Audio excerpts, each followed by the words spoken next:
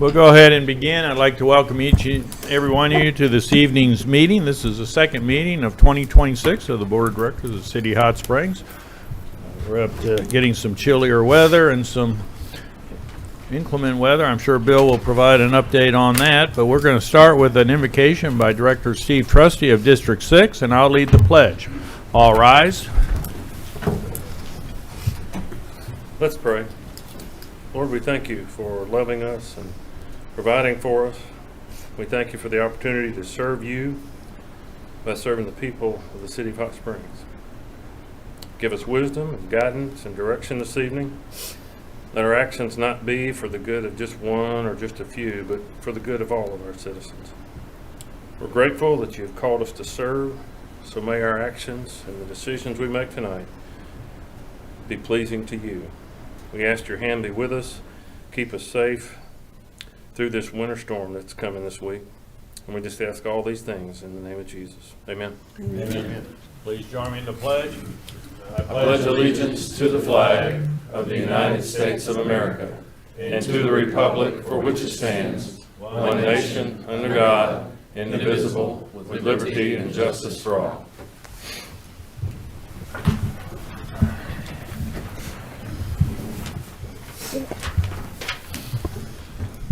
We'll now call this meeting to order. Please call the roll. Director Aaron Holliday. Director Phyllis Beard. Present. Director Marcia Dobbs-Smith. Here.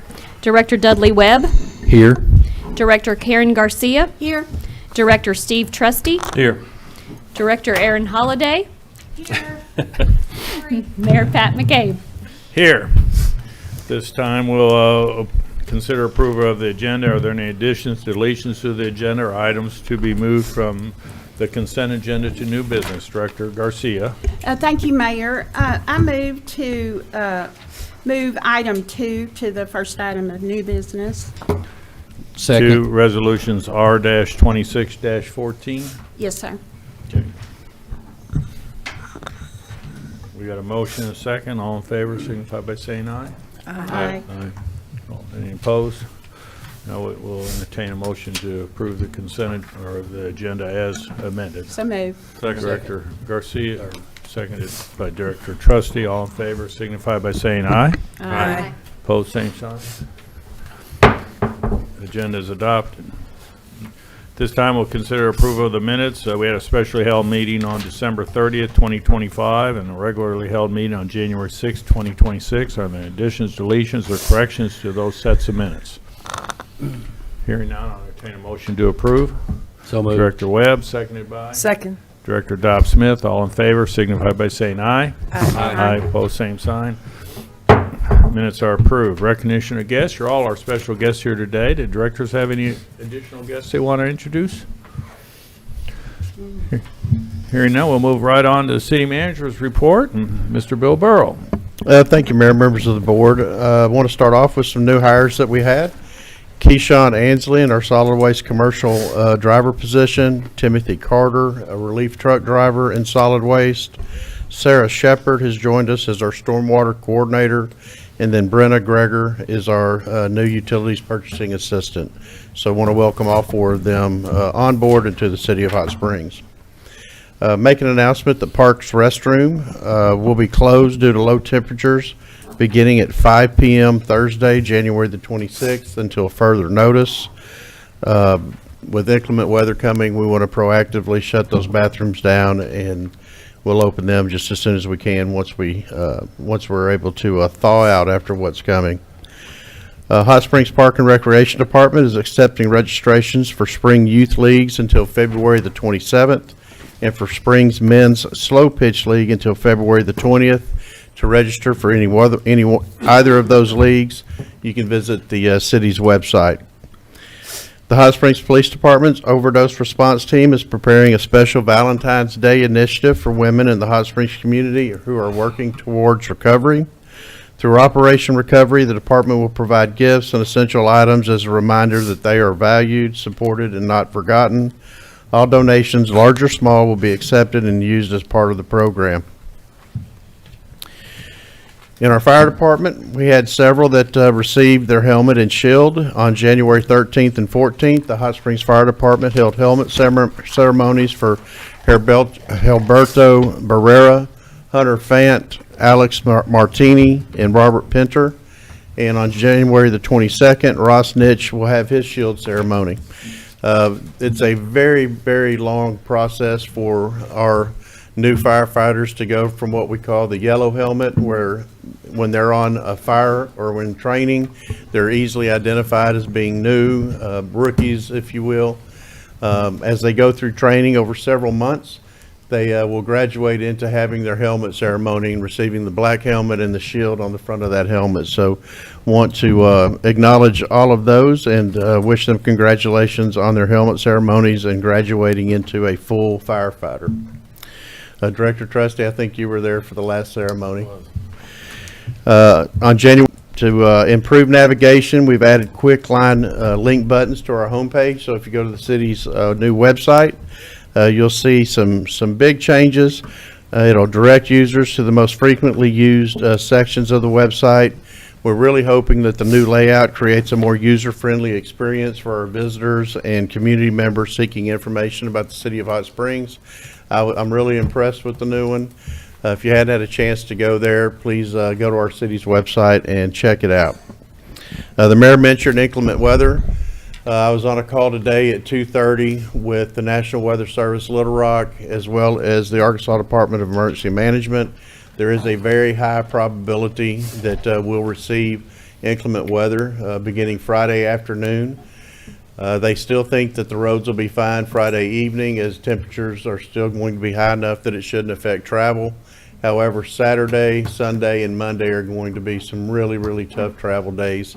Depending on the model, one of the models showed 4 to 6 inches with just a slight amount of sleet before that for Hot Springs. The second model showed somewhere between 4 and 8 inches of snow with no sleet. The probability was about 60%, which is very high for that organization 4 days out from an event. So at 2:30 each day, I'll have that same call tomorrow through Friday. And as we get more information, I'll try to feed that out. We're taking preparations now. We'll have our street crews ready to place, start putting brine out. We'll be ready with plows as needed. We're topping off all of our tanks for our water system. We're checking all of the generators, especially one on West Mountain, as that controls a lot of our communications for our public safety. So we're doing everything we can to prepare for the event, and hopefully it won't be as bad as they're thinking. But if we're able to just get the snow, we can deal with that quite a bit better than a layer of ice that's under it. So still a little too soon. We're 4 days out, but as things come, we'll try to keep everyone posted. And then staff is extremely busy closing out 2025. That takes us, well over a month to do that. A lot of work on our finance department, closing out POs and getting reappropriations ready to come back to the board. And we're also starting our 2026 projects. We've had several that have already gotten off the ground, and appreciate those that are working on those. And Mayor, I'd be glad to answer any questions. Otherwise, that's my report. Very good. Any questions for our city manager? Is there an official name for the brine that you put on, or is it? Brian? I don't know. We just started that, Denny, 2 years ago? And we've seen a significant difference. With brine, we can pre-treat.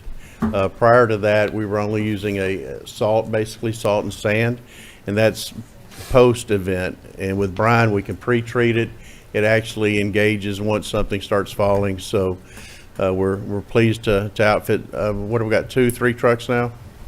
3 trucks ready for that application, and we'll coat as much of the city as we can. And we've got specific areas that, this isn't our first storm event. We've got specific areas that we hit. We know where the hills are. We know where our bridges are. We concentrate on hospitals, nursing homes, the cancer treatment facilities, and start working our way out from there. And we've got a great partnership with RDOT. Most of our streets, main corridors are highways, but we do hit those because they're on a secondary schedule for RDOT. So we're ready for it as best we can and prepared as well as we can be. Very good, thank you. And we'll look forward to those updates. At this time, we'll hear from individual directors on announcements of upcoming events. Director Garcia, did you Yes, have sir. one? Yes, thank you very much. I wanted to remind everyone that the Dugan Invitational at Majestic Park is scheduled January 30th through February 1st. And that's at our Majestic Park, 102 Alcorn Street. And Mike Dugan was a baseball historian here, and he spearheaded the creation of Majestic Park. And this is an exciting tournament. It will host college baseball and softball teams from the Great American Conference, which includes Henderson and OBU in Arkadelphia, the Mid-America Intercollegiate Athletics Association, and the Lone Star Conference. So this will be an exciting tournament that's held at Majestic Park. And just in conjunction with that, the Friends of the Majestic Park are hosting a membership drive during this tournament. And you're invited, if you're interested, to help this nonprofit that supports Majestic and helps in hosting the tournaments and different community events throughout the year. Thank you. And what is the cost of the membership? $50 annually. $50.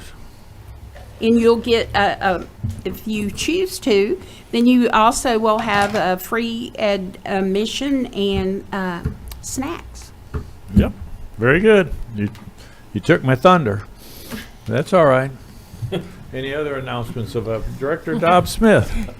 It's still a little over 3 weeks away, but Hot Springs is going to have its first ever Mardi Gras celebration. It will be held on the 15th of February. That's a Sunday, starting at 1 o'clock. It'll be family friendly at the Bridge Street Entertainment District, and you can find them on Facebook. They have a website, and there are some opportunities, I believe, for sponsorships and registering for different things. I know there's a dog contest, a dog costume contest, and people costume contest, and I figured you needed 3 weeks to start getting that ready.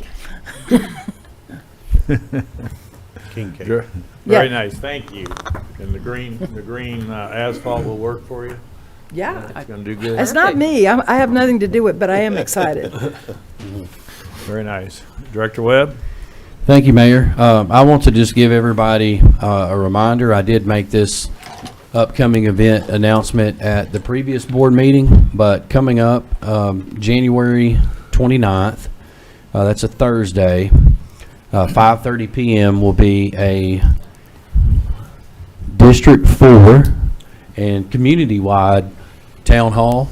And I want to invite all of you that are here to be there. I want to invite those of you that might be tuning in on YouTube, and I want to invite the entire Hot Springs community to please attend if your time allows. 5:30 to 7, Thursday, January 29th. The location will be at the Quorum Court Building, which is at 210 Woodbine. Special guests that evening on the county side will be Justice of the Peace for District 4, Jimmy Young, who will be giving a county update. Sheriff Mike McCormick will be present to give a crime update. I'll be present, of course, to give a city update. And then from the Lake Hamilton School District, Assistant Superintendent J.J. Humphreys will be present to give a legacy project overview and take questions on it.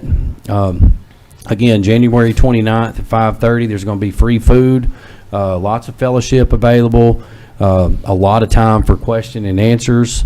So bring your family, bring your friends, bring your neighbors, bring the whole gang, and come join us. Appreciate it. Very good. Any other announcements of upcoming events? I just have a couple. You know, the long-awaited groundbreaking for the New Hampton Inn in the downtown at Washita and Central. The groundbreaking will occur this Friday at 10 o'clock. I know they already brought in heavy equipment and doing some earthwork, but we look forward to that coming online. I guess that's about it. So if there's no further announcements, we'll move into the consent agenda. These are routine nature and do not merit individual discussion. We did move one item from the consent agenda, which will be the first item under new business. But the balance of the consent agendas, I'll entertain a motion to approve. We got Director Webb, seconded by Second. Director Dobb Smith. All in favor, signify by saying aye. Aye. Opposed, same sign. Consent agenda is approved. Again, moving on then to the first item under new business, we'll consider Resolution R-26-14 and please read by title. Mayor, this is Resolution R-26-14, a resolution approving an agreement with Andrews Technology, HMS, Inc., to provide web-based time and attendance software solution for the city of Hot Springs. That concludes your reading. If you would entertain a motion second to adopt. Motion to adopt. So moved. Second. Dobb Smith, seconded by Director Webb. And Ms. Karen Scott will provide a staff report. Thank you. Good evening. The City of Hot Springs is in the process of converting all of the accounting and ERP software from Tyler Technologies, or New World Systems, to BSNA. Request for proposal HS 25074 was issued for an integrated software solution for time and attendance in order to automate scheduling and timekeeping for all employees in the payroll system. The desired software will support improved management of all timekeeping and reporting, assists with compliance with the Family Medical Leave Act, and provide an advanced scheduling feature to assist the fire department with their complex scheduling, including overtime assignments. 2 responses to the RFP were submitted, one from Andrews Technology HMS Inc. and one from Time Clock Plus LLC. The proposals went through the rate and rank process, and Andrews Technology received the highest score. The staff has negotiated a 5-year contract with Andrews Technology HMS Inc. Pursuant to this agreement, the total cost of the implementation and first year of the cloud hosting is $87,505 plus applicable tax. Additionally, once the number of time clocks needed is determined, the purchase price of each time clock is $2,290 plus tax. Included in your packet is a summary of the rate and rank, the order form, and the agreement that outlines all of these fees. There is no financial impact because all of these funds have been already included in the 2026 budget. Additionally, I provided in the BARF since the agenda meeting last week some additional information on the security of the software, including the fact that it is cloud-based software hosted on the Google Cloud platform. And also there was some questions about the partnership between BSNA and Andrews Technology, and the fact that Andrews Technology is the sole consultant that is approved to do timekeeping and scheduling with BSNA. I also did email this afternoon some information on the security on the time clocks themselves, and I'd be happy to answer any questions. Any questions of Ms. Karen? Director Garcia? Thank you, Mayor. I appreciate the additional information that you did include in our packet as was requested. And I was researching this technology and what we needed for the city for time and attendance. And one of the issues and that I had regarding them, there was a couple of things, because I continued to receive questions. We selected a technology with the parking to go with this interface, and we've had substantial greater fees than anticipated, and I continue to receive questions why we went with that vendor instead of Park Mobile, and we're all aware of the continued questions we've all received regarding parking. So I want to make sure I understand everything about this technology and interfaces that we enter into contracts with. And secondly, I still do not understand why the criteria that it had to be the certification. The materials provided said they only have one, they certified, and that's from 10 years ago. in that they've not taken anybody else in 10 years. Technology has changed significantly. When I did research into companies that provide this, neither of these were the top listed companies. The other one was closer in line to behind the leading ones, but we did not get other requests because of that one specification. So I have concern that are we getting the best technology and the best pricing? So, based on the information that we received in the proposal, and the fact that they have a 10-year relationship with BSNA, and that they are the only vendor who has the fully bidirectional file transfer. And when I say fully, I mean not just hours. They also have the employee demographics that transfers automatically daily. Staff felt like that they were the best solution, that they have a very strong relationship with BSNA, a strong interest in satisfying BSNA clients, and we felt like it was the best decision. But what is your documentation that it's the only provider of bidirectional? Because I see other companies do that. Is that based on the World Technologies input? That's based on both from the BSNA consultant and the Andrews Technology consultant. But they're the ones that are saying they're the ones to get the bid. So I don't see that as independent opinion. We feel like that relationship, that partnership where Andrews Technology has that relationship with BSNA to work together to make these systems, perform the best for their clients was the best solution for us. Well, I feel like my mind's not clear that if we hadn't put that stipulation on there that we would have got other bids and had a better competition, maybe lower prices, and we don't know if it would meet all those needs or not, because research shows other companies are doing this. I believe Okay. that when they said that relationship between the two companies existed and would be the best solution for us. I Is this do the know same that. consultant that recommended the parking No. technology? No. But it had to interface with the same platform. No. IPS doesn't interface with BSNA. But we had a recommendation to go with that from the consultant for that.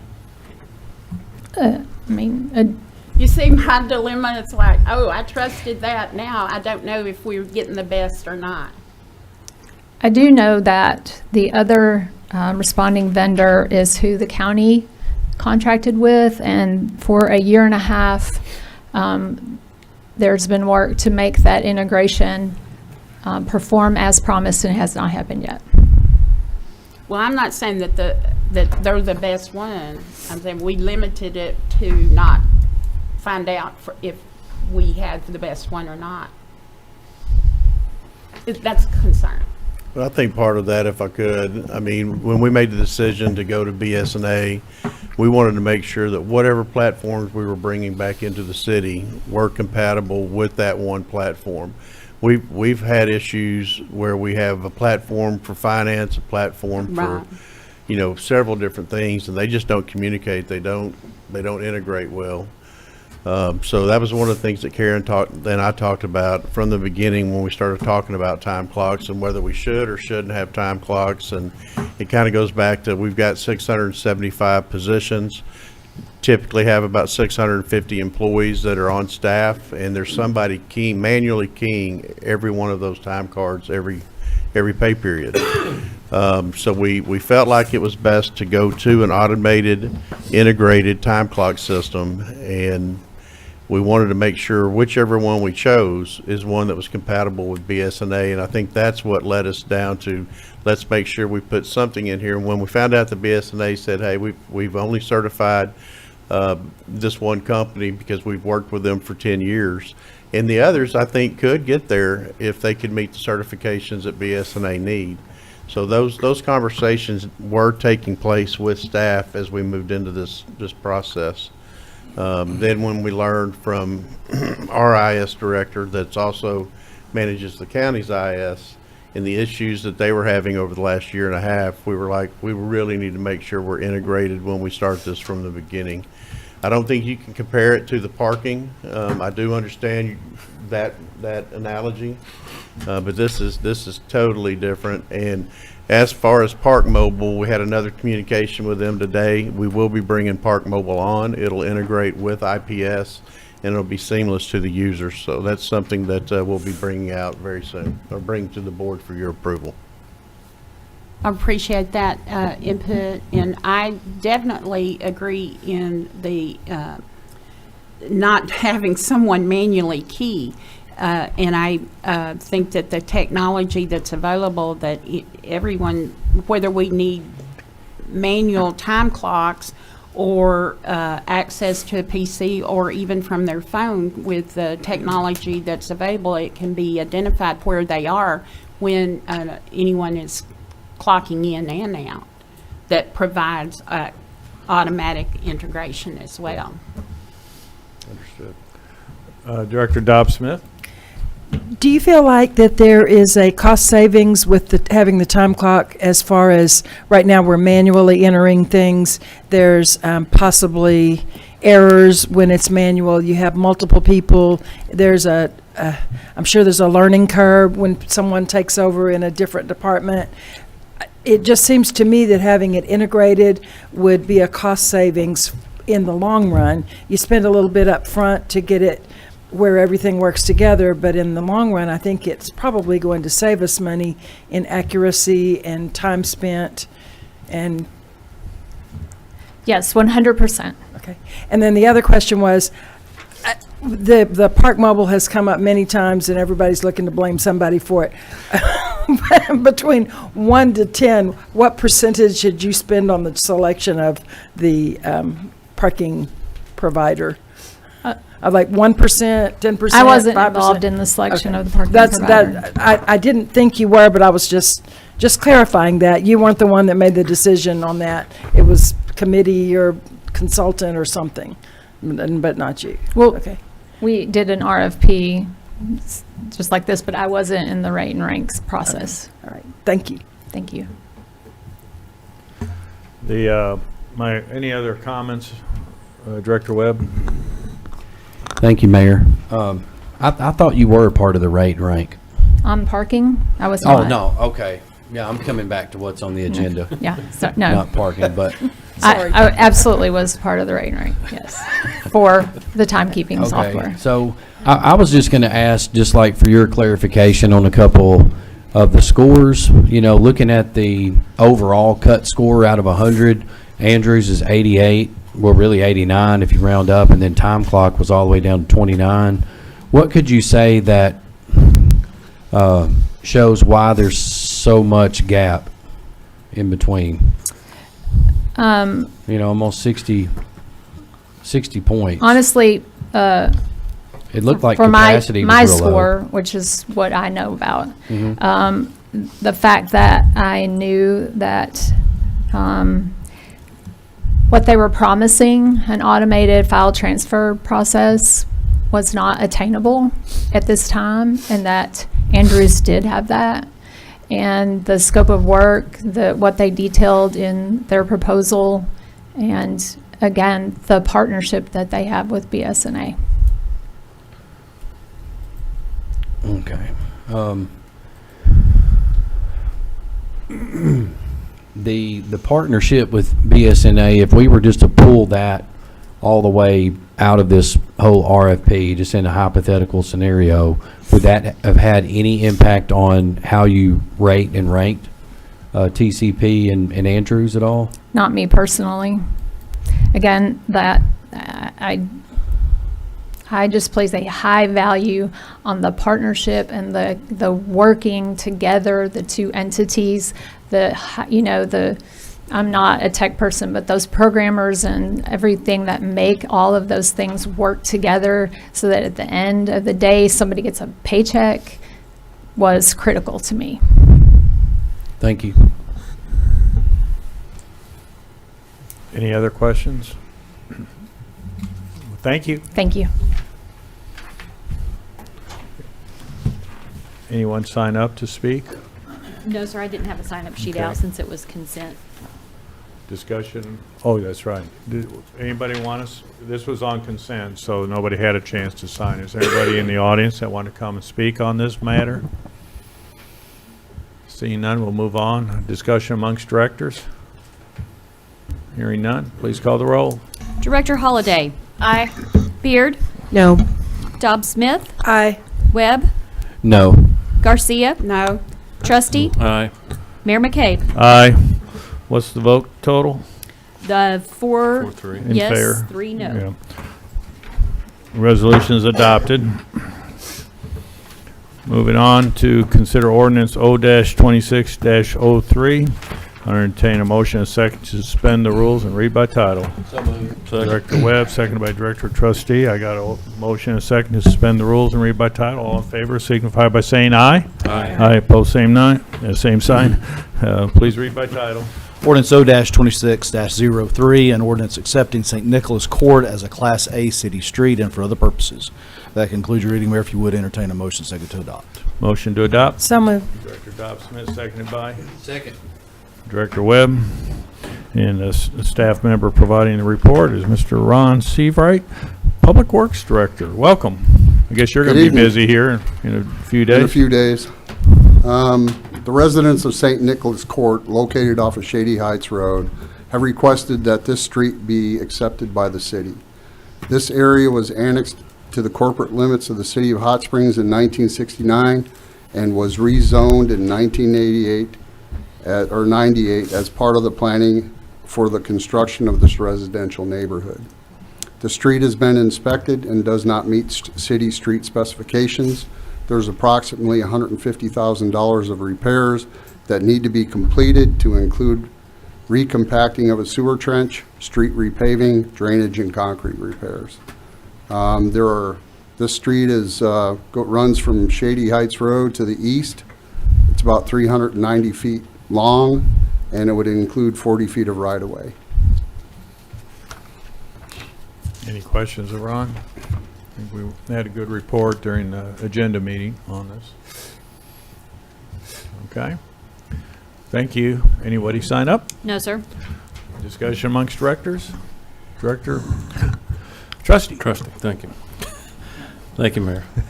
Bill, is this normal to take a street in that, even though it's in the city, it was in the county at one point, and then to have $150,000 worth of improvements to be made immediately? Well, I'll try to answer that. I know you touched on it during the agenda meeting.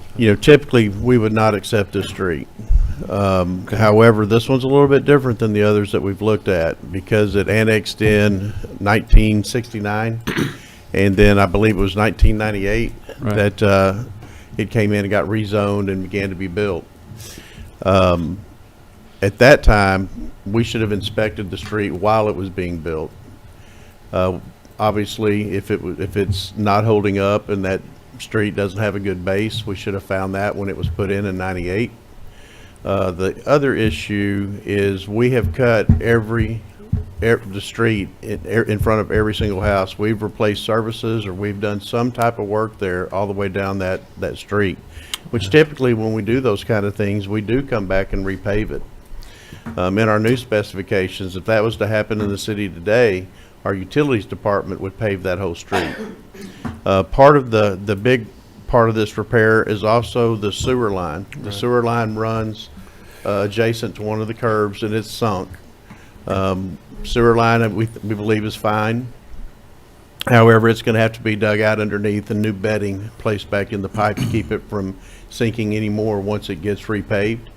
That's another area that should have been inspected in 1998. I can't go back in time and tell you what happened then. I'm very appreciative that the board allowed us to hire an additional inspector in engineering that'll be focused on these kind of things. We're out there now with two of our guys, and if that was built today, we'd have inspections on it. So whether it was, probably should have been brought in back when it was annexed. You know, typically if we annex something and it meets our specifications, we take it in. Of course, this was annexed before it was built, almost 30 years prior. The people that are currently living, I was petitioned by every person on that street, or the board was, and I don't think there's an original owner within those homes. They had no idea they were buying a house that wasn't on a city street, because everything around it, when you look at our map of that annexed area, that's the only street that's not a city street. And again, we probably should have brought it in 1998 when it was built, and we certainly should have inspected it then if we didn't. So that was the biggest reason that I made the recommendation. Ron's bringing it in, but I'm the one who made the recommendation that we accept the street. And once we have, and it may not be 150,000, and part of that is not going to be all street. Part of that will be stormwater. You know, there at the end of the culvert, there's some things we need to do for stormwater as well. That does have an impact on other areas of the city. So I think it's the right thing to do, or I wouldn't have made that recommendation. But it is different, and I'm glad you asked that, because if someone else comes in today and it's one that we haven't accepted and it wasn't part of the city and didn't have these kind of issues, I would not recommend accepting that. We had one not too long ago in one area, and they had to bring it up to the city standard for us to bring it in for perpetual maintenance of that street once it was brought up to code. So there are differences in these, and we look at every one of these requests as they come, and this is probably the first one that I've seen where in 23 years, it's the first one that I'm aware of that we actually brought in that wasn't part of an initial annexation or project being completed that we didn't accept. Yeah, this is the first one I've seen. I did drive out and drive over this road. It's rough. It is rough, and I tried to stay away from the sewer line because it is sunken. You can tell. And the other parts are from our utility repairs. Right.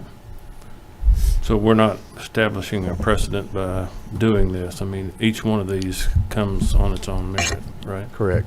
Okay. Director Trustee, there's also a separate statute that's involved here. In 1998, when the plat and the subdivision were ultimately filed and approved, that street was there and it showed it being dedicated. But there's a particular statute that's referenced in your ordinance, this 14-301-102, that takes separate action. It's not just the filing and acceptance of the plat that accepts it for maintenance. And so, like Bill, I feel like if in 1998 we had done what we were supposed to do and adopted this street through that particular statute, we would have been maintaining it, and it wouldn't be in the condition that it's in today. Okay. All right. Thank you both. Any additional questions? All right, if there's no further questions, we'll call the roll. Director Beard. Aye. Dobbs Smith. Aye. Webb. Did anybody sign up to speak? No, sir. No? Okay. Aye. Garcia. Aye. Trustee. Aye. Holiday. Aye. Mayor McCabe. Aye. Ordinance is adopted. Our final action item of the evening is to consider ordinance O-26-04, and I'll entertain a motion and a second to suspend the rules and read by title. So Director moved. Trustee, second Second. by Director Garcia. I got a motion and a second. All in favor signify by saying aye. Aye. Opposed, same sign. Council, please read by title. Ordinance O-26-04, an ordinance amending Chapter 7 of Title 10 of the Hot Springs Code pertaining to the Hot Springs Paid Parking Program and for other purposes. That concludes your reading, Mayor. If you would entertain a motion, second to adopt. Motion to adopt. So moved. Director Webb, seconded by Director Trustee. And Lance Spitzer, Deputy City Manager, will provide a staff report. Thank you. Good evening. This item is coming to you kind of as an extension, obviously, of a work session that we had right at the tail end of 2025. As we're bringing these recommendations forward, staff is really trying to right-size the parking program. So what we brought to you in the work session, I'll go through each of these, and of course, there's a series of recommendations that we're bringing forth, but really the overall goal of these recommendations continues to enhance parking turnover, and be able to fund some of these parking infrastructure improvements that are needed for our parking system. So we are approximately 1 year into the paid parking program. It did begin approximately January, February of 2025. So we're about 1 year in total.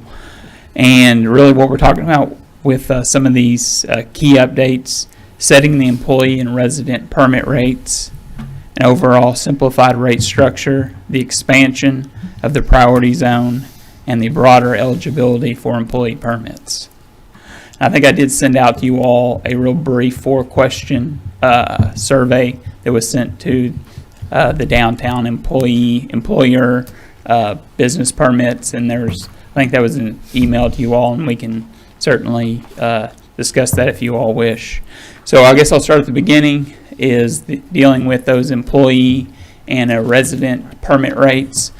We currently have in your parking program, we do have those two permits. We do have a resident, and we do have an employee, and we are recommending as well to have a seasonal permit. So that would be something that would be new. And when we talk about the employee permits, that is only in the secondary zone. So those are mainly your parking lots, the parking garage, that anything that is on Central Avenue is considered a primary zone. So the employee permit, the recommendation is to set that permit rate at $240, which would work out to be $20 per month. And then the seasonal, which would be for up to 3 months, is what we're recommending, would be $90 for that seasonal permit, which works out to be approximately $30 per month. The resident permit is being recommended at $480. Resident permits, they are allowed to park in that primary zone, which is Central Avenue, more or less, and they would currently they're able to get 1 permit per address. So that's the employee permits, and that's what we're recommending for that. Next up is the rate zone adjustments. The primary zone does currently have a varied a tiered rate, which is somewhat cumbersome and a little confusing for the users. Really trying to simplify that. Staff is recommending that we set that at a $5 per hour flat rate, and it still maintains that 4-hour maximum time frame for those downtown spots. Really, you're talking about 320 spaces that are in that primary zone. And so at that $5 per hour rate, the revenue enhancements that would raise are also listed in your packet. Currently, I think that zone earned approximately $250,000 for 2025. If you did the $5 per hour, that flat fee, it did raise that to, I think it was about $660,000 for that zone. So pretty significant revenue increase, but that is what staff is recommending on that primary zone to go to a flat $5 per hour rate. Next up is dealing with Fountain Street. So transitioning a portion of Fountain Street to very similar to what we have on Washita Avenue, going from $1 per hour with no time restrictions, raising that to $2 per hour with no time restrictions. And that's going to be on approximately 56 spaces there on Fountain Street. So those are the 2 rate zone adjustments that we're discussing. And then when we talk about next up is kind of inventory management and dealing with permit, the allocations of that.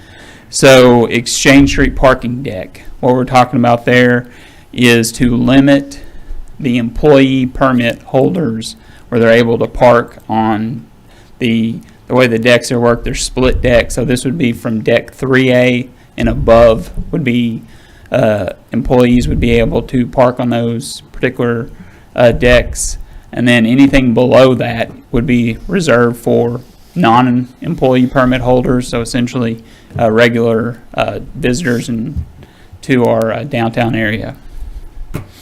Next up deals with those businesses that are eligible for employee permits. If they do have parking structures leased or owned as part of their business, they would be limited to 15% of their 2025 permit allocation.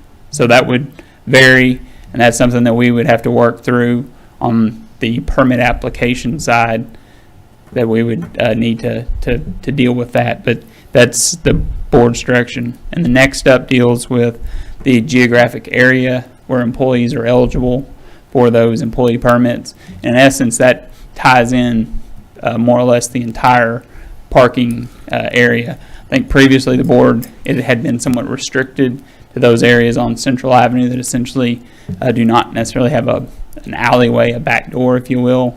So this, the recommendation is to expand the employee parking permit system to the streets that are listed there on in the board action request form. And I think that addresses pretty much all the changes that that we're bringing forth. And with that, I'll entertain any questions you may have. Director Webb? Thank you, Mayor. Lance, one of the suggestions that I asked had to do with adding cash as an option to the kiosk. Was there any inquiry into that? Is that an available option? I don't think the machine needs to necessarily be replaced per se, but I think there are options to have both credit card options or app options and cash all together, because there are kiosks in other cities that do that. And, as we were looking at the end of the year, I guess, revenue return or lack thereof for this parking plan, we did notice a significant percentage that is given to the city for every credit card exchange that takes place. That was at the tune of, I think, 7.5%. Is that correct? So That's the all-in per cost. transaction. Correct. So, cash not only allows those who might not be equipped to have an app or might not be that savvy at the credit card option or not trust using their credit card, cash allows those people to still operate this kiosk, and it also helps us save 7.5% for each transaction. So do we have that as being checked out moving forward? Yes, the short answer to your question is yes. The kiosks are able to be transitioned. Currently, they do not accept coins or cash, but they are able to be retrofitted to have that done.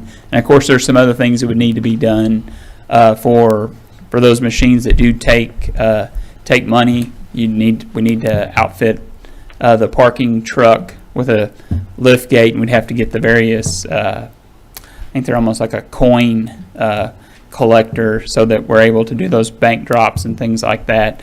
But that was not one of the recommendations we had, because it is a cashless system at this point, and really trying to stay with that. But that is certainly an option. Additional questions? Director Dobbs-Smith? You mentioned that there were 300 prime spaces, and I know Central Avenue on the west side is prime. And could you just elaborate on where those all are? I know we keep changing it, so I'm not sure. Yeah, that's Central Avenue in its entirety. So from really, 100 to Park Whittington all the way down to, I believe, Olive Street. Okay. On Central. I think Harmony has pulled up that map there. So anywhere you see red, that is the primary zone, and it does encompass a little bit of Malvern Avenue. What about Convention Boulevard? Convention Boulevard is a secondary zone. So it's $1 per hour, and we're recommending to stay with that $1 per hour. But the primary zone is the one we're recommending that rate adjustment to the flat $5 per hour. So there's 300 spaces in the prime, and we could adjust prime if we wanted to. How much is the parking deck? How much are we charging per hour for just, if I drive up there and don't have any special needs, special permits? How much is that? It's a dollar per hour, and that is from 8 a.m. To 6 p.m. How much was it when we opened it? It was probably quarters. I really Yeah. don't know. Huh? I don't know that answer. Yeah, we did have a lift, I think an arm gate. We had an arm gate that never worked properly, but I believe it was more than $1 an hour then. But you could purchase like a pass where you got a reduced rate on that. So I know we keep changing this, but I would like to see us simplify this. I'm not sure why we're charging to park up Washita. To me, it looks like an enforcement nightmare. And the people up Washita are not likely to benefit from a parking structure unless you build a parking structure up there somewhere. I mean, I would think that the parking structure is going to be somewhere near where the prime parking is, similar to where the current one is. So I don't know why we're charging there. I don't know why we're charging for a lot of these little side streets and things. It looks to me like we should simplify where we're charging. And I don't necessarily agree that Convention Boulevard is a $1 an hour spot. So if we charge for the parking deck and we charge whatever we determine is going to be, and I looked at other cities, Eureka Springs, Bentonville, other places, even Little Rock. Nobody's anywhere near. There are mostly around $250-ish, for theirs. So if we charge the $5 in the main area, and you're saying that if we keep the 300, just for argument's sake, keep those 300 prime spaces, that brings that up almost triples or 2.5 times more than what we're currently getting, and take away, because how are you, I know people who are bragging to me that they don't pay to park on some of these secondary areas. They just park. And that would free up those for employees, that would free up those for other people, for the businesses that are up and down Washita and some of the little side streets around in there. That would free those up for employees to park. And I'd also like to see us do something. Our transportation plaza was initially designed to have it be a satellite parking. And I know Eureka Springs does that. You get on the bus, it's pretty cheap, park there. We could do something like that for the employees and maybe give them a pass if they'll park there and ride. And then whatever time the bus stops, if they're not off there, maybe take a break, ride it back, and then you can go and park your car wherever you want to park it. Because after 6 p.m. it's free anyway. So if you've got somebody who has to work till 9 o'clock at night, they could ride that bus over on their break time and get their car and move it and park it wherever they want to park it in front, because now it's no longer prime. And I know we've just changed, but I'm hearing from lots of people that think we've lost our minds. Plus the costs that are associated with the credit card fees, the kiosks. I mean, what is the term of our agreement with these folks? It's an annual term. An annual term. So we're coming up on, we might be able to bail on it. I mean, is there a termination? You certainly could. I think one of the things is, obviously the kiosks themselves, we do have 30 of those kiosks, and well, maybe we move them, relocate them to the prime areas, because people are saying they can't find them. Mm-hmm. I know they're there, but people say they can't find them. I have not had anyone. I know the cash is something with a lot of people, but the Wheatley lot, the Roberts lot, there are several lots that are cash. You can pay cash. Several. In just about every block, there's one that you can pay cash. So, and it's about the same price per hour as what the $5 is. So and that's what they're telling me, is they go and pay cash in the lots that aren't city lots. They can't figure out how to make the kiosk work.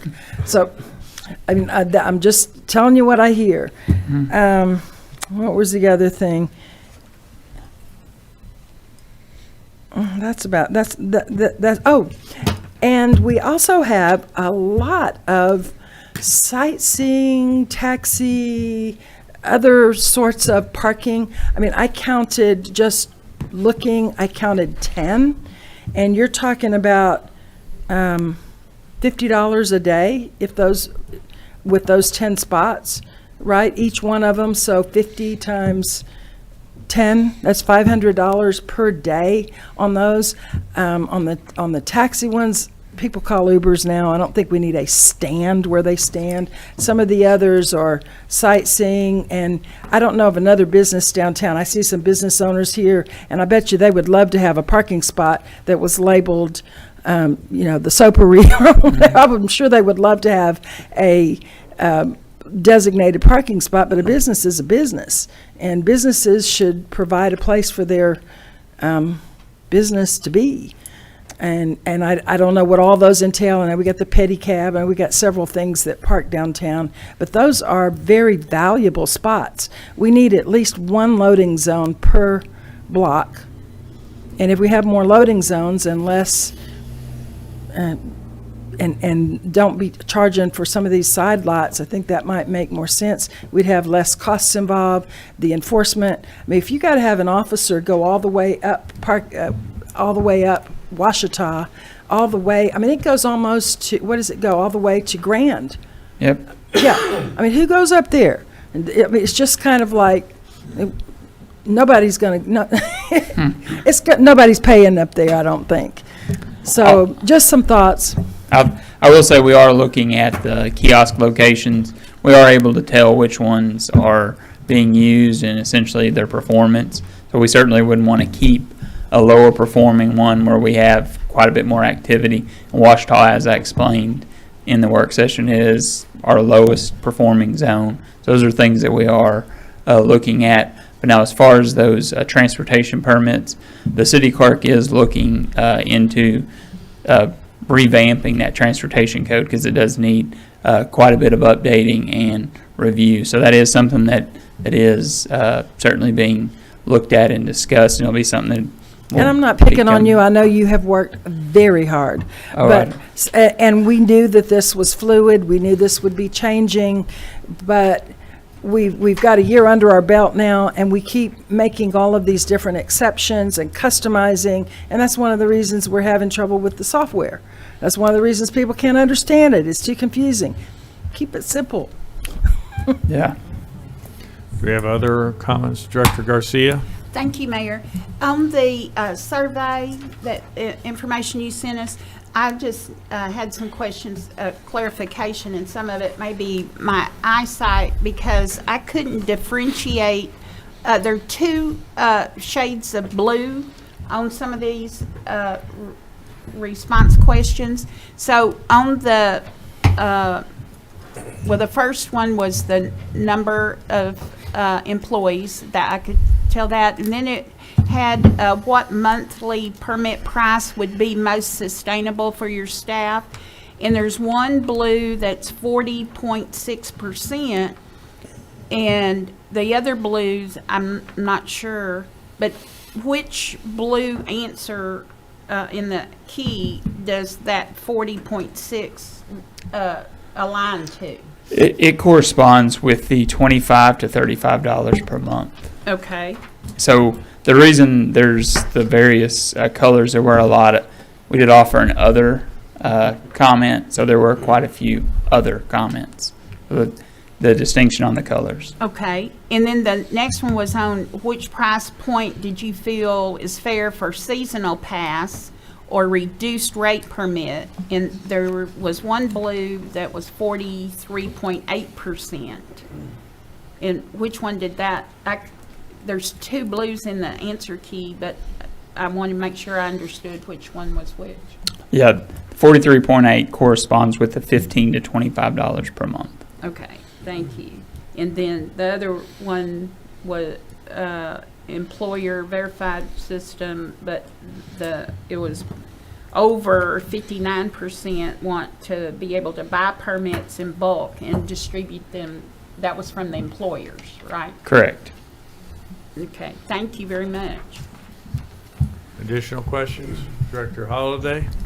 Thank you. One, to kind of circle back around to Director Webb, he had made a comment that by accepting cash, we would save 7.5%. However, that 7.5% includes credit card processing as well as just a transaction fee, correct? So how would that break down if we were to take cash transactions?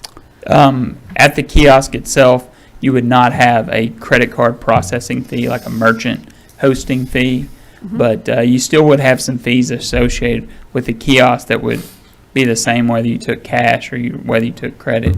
But yeah, if you're only using a coin, there is no transaction fee. It's more of a one-way transaction as opposed to credit where it's they're cellularly, they have modems on them so they communicate just as you do in a store when you tap your credit card.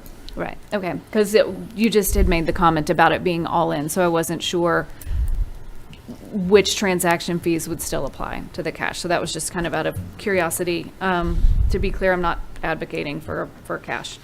A couple things. On Fountain Street, we're talking about the first 56 spaces being a different rate. I know when I have used the app, the little green dot is never where my car is. So how exactly is it going to differentiate right there at that line? Because let's say I'm the last spot in the more expensive, but I choose the dot further up the street. Am I going to get in trouble for paying less? You would be susceptible to a ticket. In essence, those would be two zones. Right, but I'm saying in actuality, in using the app, the little dot that you click on that says where you are is not always exactly where you are. So that's sort of my concern with right there is to make sure that if, like I said, if I am in the last spot of the lower area and the green dot is closer in the $1 versus the $2, as a visitor, I would just choose the closest dot and it would tell me, so I just want to make sure that maybe from an enforcement standpoint or what, that we're kind of mindful that somebody who's visiting may inadvertently choose the wrong zone. Everywhere else is pretty clear. You know what street you're on, but that one, because it's a split street, I think might be, there might be some risk that someone will choose the wrong area. And then I had asked during our last meeting about the businesses with private parking lots. Are we differentiating between those businesses that have lots that are only capable of supporting their clients versus those that have room for employees? More so in this kind of the way that this permit structure is set up, those would be more so dealing with your hotels. Hotels that have either structured or surface parking that is owned and maintained by them would be susceptible to that 15% cap. Right, and I think the Hale and the Waters both have very small lots that tend to be full with clients, and they both have staff that I'm sure would far exceed the available parking spaces. So I would want to make sure that those two or any other hotel in a similar situation still has an opportunity that their employees aren't further disadvantaged, particularly because both of them being nearly across the street from each other are kind of far from especially the free parking that would be further away. So if those employees didn't have the opportunity or the hotel didn't have enough passes, those employees are going all the way to the far end of downtown one way or another. So if there's a way kind of moving forward to be mindful of that or to kind of differentiate, I think that would be, that could be really important to look at. Understood. And that's it for me. Thank you. Director Webb? Thank you, Mayor. So Lance, I want to preface what I'm about to share with you by saying that the work you've done and other staff members is being recognized and acknowledged and not to be taken in vain. I feel like you're doing as good of a job as anybody at paying attention to us directors to try to figure out which direction to go with this whole downtown parking thing. And I almost would say we don't know in some cases which direction to go, but we're trying to figure all of that out. And so us working together through this is important. And then I look at and listen to everything that we're talking about tonight in our working session. I go back working session on this same issue, and I think, how do you explain this plan to others? When a resident gives me a call and says, can you tell me about downtown paid parking? How do you explain this to others? You almost need a pamphlet as big as Dallas to explain any of it. And I'm almost aware that, I'm hoping that we're able to get somewhere to make this as simplified as we can and reasonable to everybody. But at the same token, like if we can't get there by the 28th, I'm as good with getting rid of it. I have no problem with us simplifying it if we can. But if we can't, I'm okay with us just getting rid of the whole paid parking downtown. And so I just want to ask you a couple of questions to kind of see where you are on some things, like looking back at the history of the meters, for example, when they were in. What did a quarter get somebody? I think a quarter got you. Is it 30 minutes or an hour? Nah, I think it got you 2 hours. 1 quarter got 2 hours. So those meters were in place as recent as 2 years ago? So somebody could essentially put a quarter in and get 2 hours of parking? Or when were they ripped? When were they non-commissioned?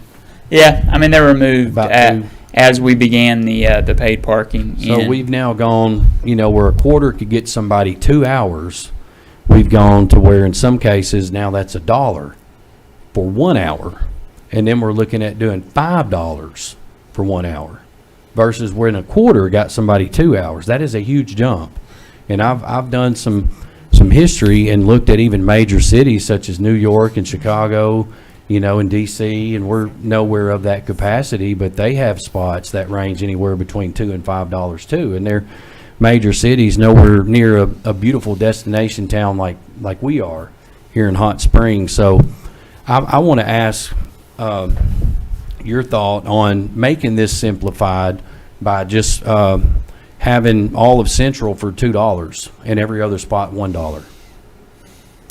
What does that look like for us? Yeah, from a rate perspective, we could run the numbers on that. Of course, that would be... The 5-hour max would still apply for Central, of course, the same hours. Or is it 4-hour max? 4 hour. And that helps with the goal, I think, of, having turnover so that more people who are looking to do some shopping downtown could make that happen. And then just $1 in the other parking spots. Would that not be a lot more simplified than trying to say, oh, this street has this much and this one is this much and Central's this much, Well, what might that look like on a revenue? It would probably be a pretty drastic reduction. I don't have. We would lose money. Yeah. So then the other question is, I think we had talked. I don't know that this is in this particular ordinance or not. I think it is, but the $20 per month for employees, right? Correct. And then that's if they consider purchasing a full year, correct? Yeah, and I do want to preface the reasoning behind making that survey question was the way the system operates. You've got the ability to have it. Owners can purchase bulk permits, or owners are able to verify their employees and provide and require the employees to pay themselves. Okay. So you got two options. That was really the direction we were trying to figure out.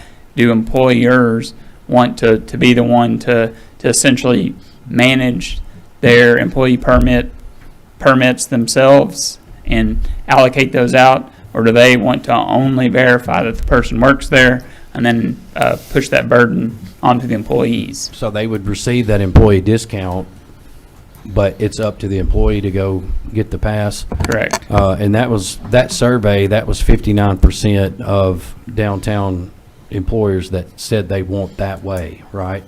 Correct. How many different downtown employers did that survey consist of? Do you know? I think there was close to 80.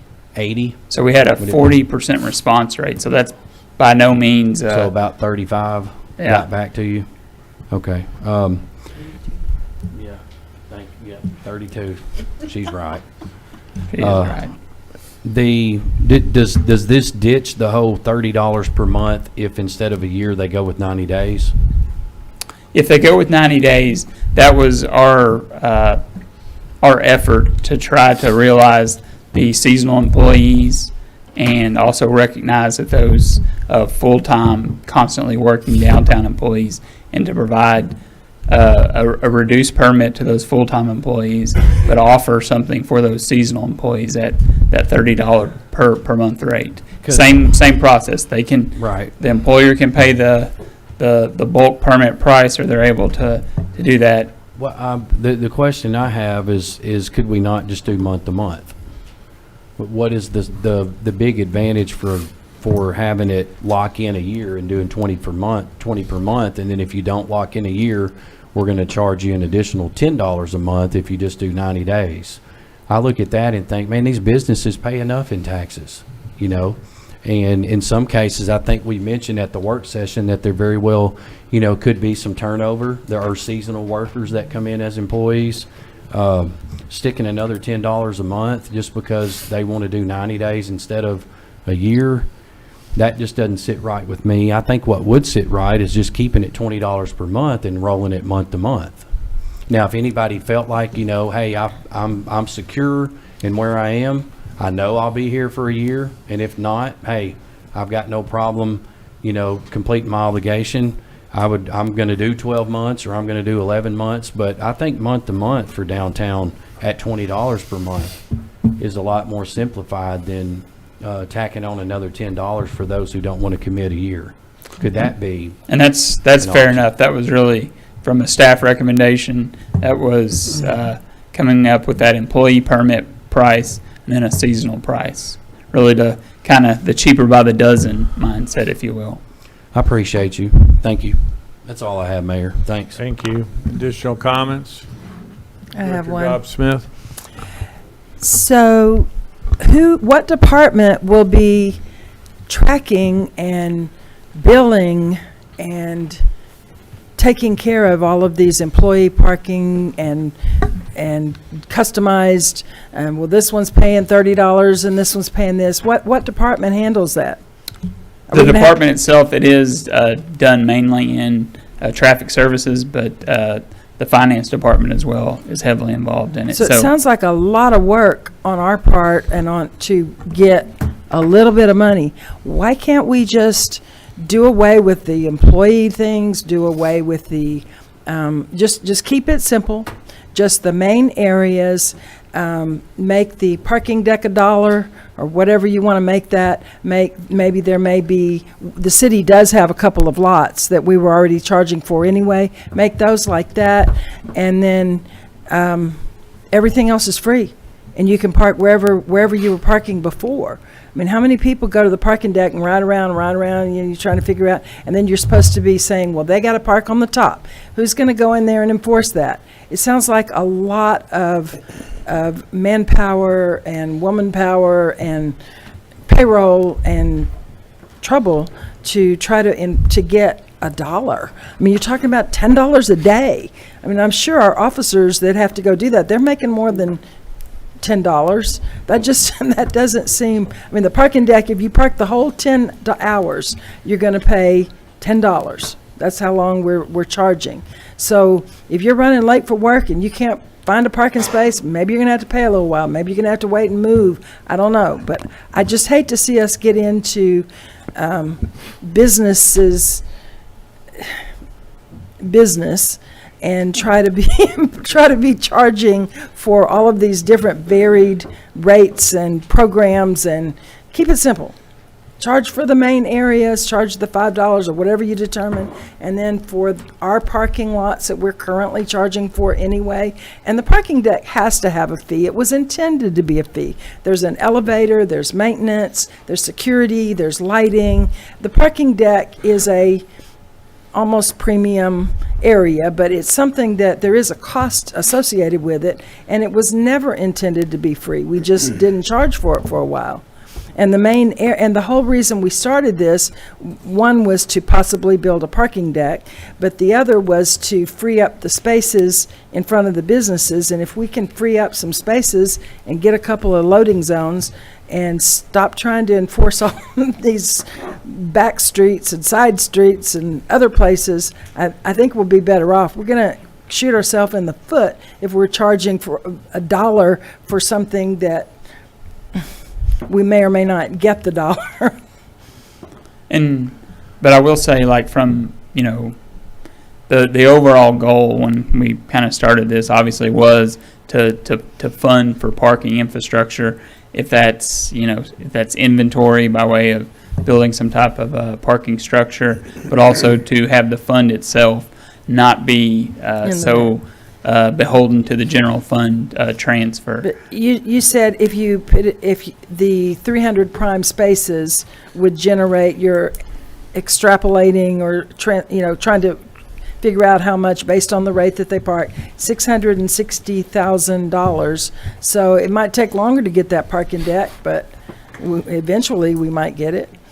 If that is the goal. And as far as our parking structure now, I would think that the charging for it would help maintain. That's part of the reason we were going in the hole on the parking program, was that parking deck costs money. Elevators cost money, repairs cost money, vandalism costs money.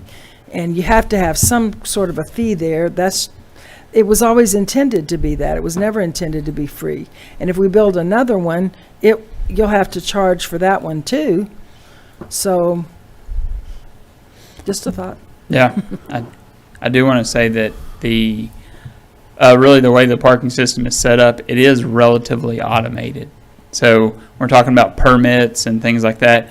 You know, that's an online portal where they're sending you an application and verification. So you're able to really do a pretty high number of permits, but then also from an enforcement standpoint, they use license plate readers. The license plate's the credential.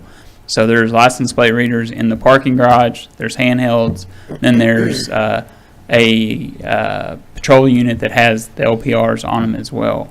So it's pretty efficient in that respect for enforcement, but really the system itself is meant to be a little more automated than manual. Thanks. Let me go to Steve Trustee. He had his hand up, and then I'm going to come back to Bill for some clarification. Thank you, Mayor. Lance, you mentioned that we had 800, or I think it was in what we had to read, 800 employee permits were issued. Correct. With the limitations that we're proposing, what do you anticipate the number will be? I know you said it was fluid, but do you anticipate that 800 being 300 or 800 being 200? I think you're still going to, I mean, from our experience, I still think you're looking in that 500 to 600 really? range for permits. I do. Okay, so that's 500 out of the 1,000 parking spaces. Correct. Right. I have just a question or two about the rates. Back when we started this, we were going with employees paying $1 an hour, and then we discounted that 75% down to $0.25 an hour, an 8-hour day, that's $2.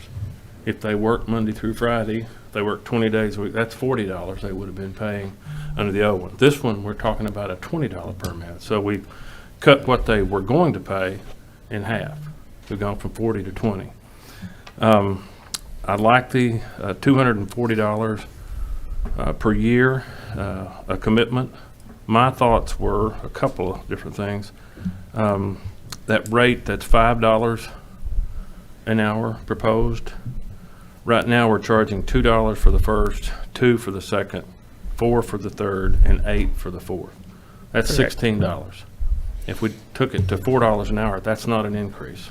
For someone who goes down and stays at $4 times 4 hours is $16. We're right where we were. Okay, so I would propose that we go from the 5 to the 4. And I also agree, someone talked about just a monthly rate. If someone doesn't want to make a year's commitment. Let's do $25 a month instead of $20 a month for a 12-month commitment, $240 a year. If they just want to go month to month, $25. I mean, that's not uncommon as you're buying something for a monthly fee as opposed to making an annual commitment. And then that seasonal permit, if we would consider that 25 a month, that would take that down to 3 months for $75. It wouldn't be a big difference.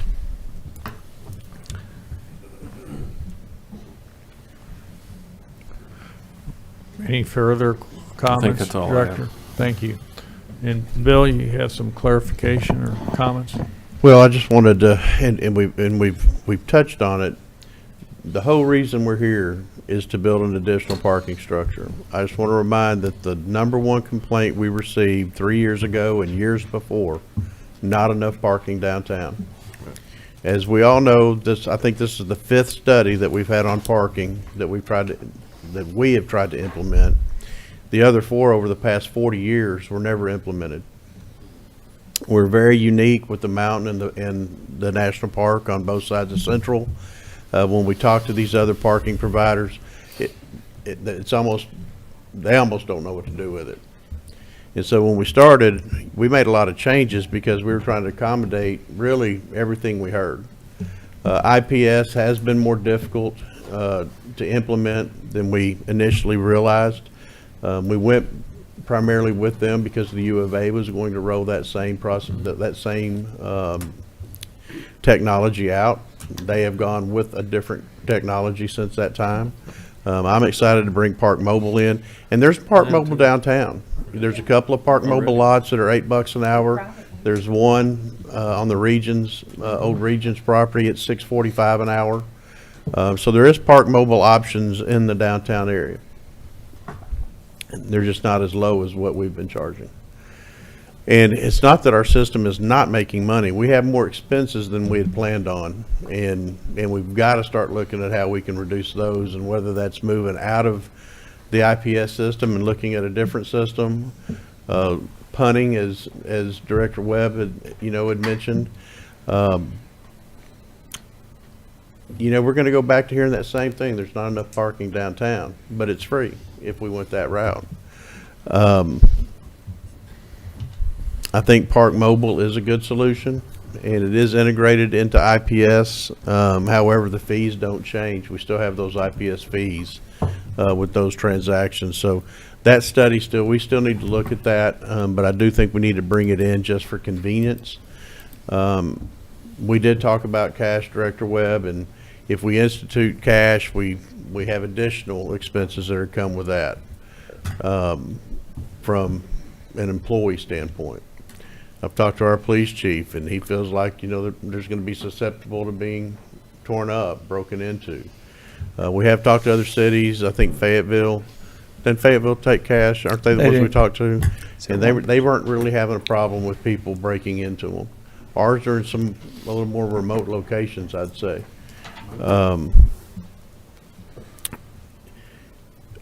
The program is making money.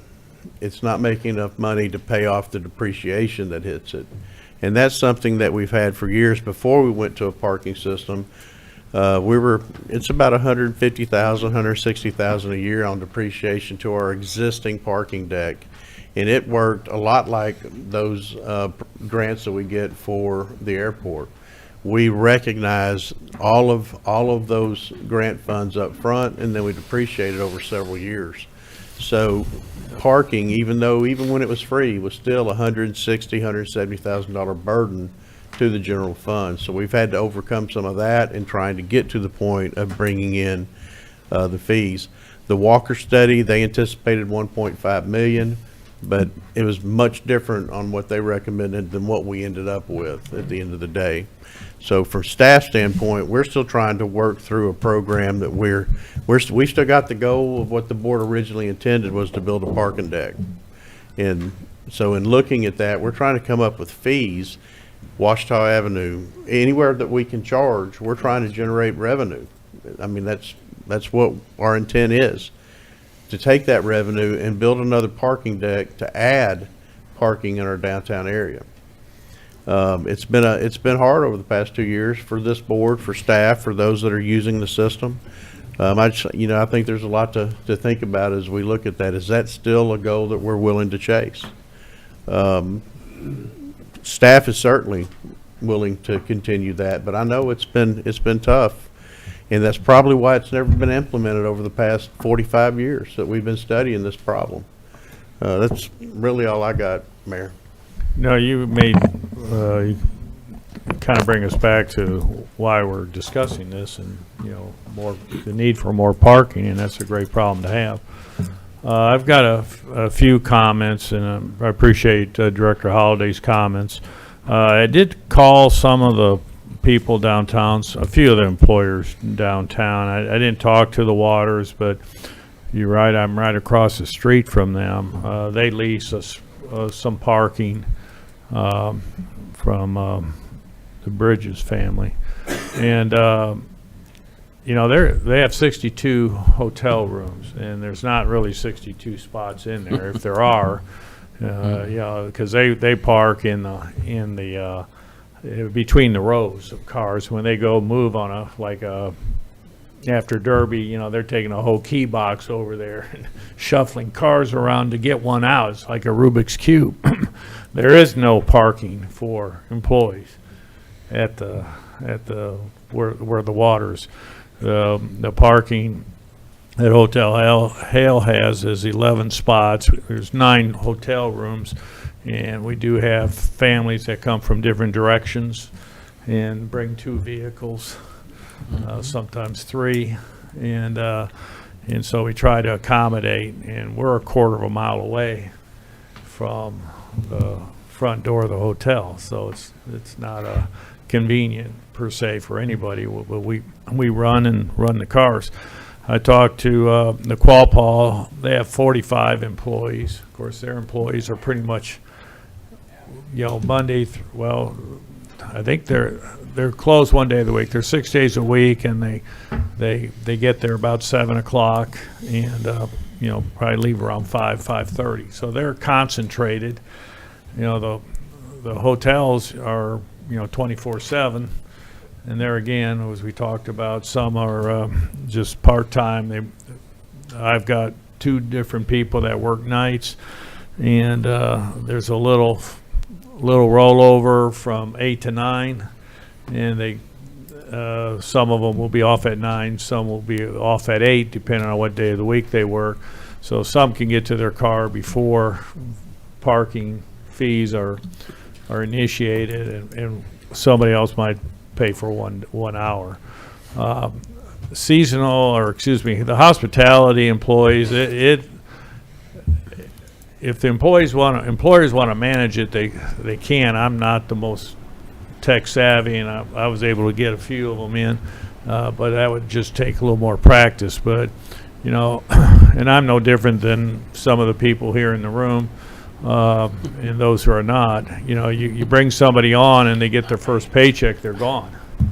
So it's gonna be a constant activity of keeping that up to speed, especially if if the employer is getting a bulk set of permits and assigning them to different people and in that. We need to make this work in some fashion.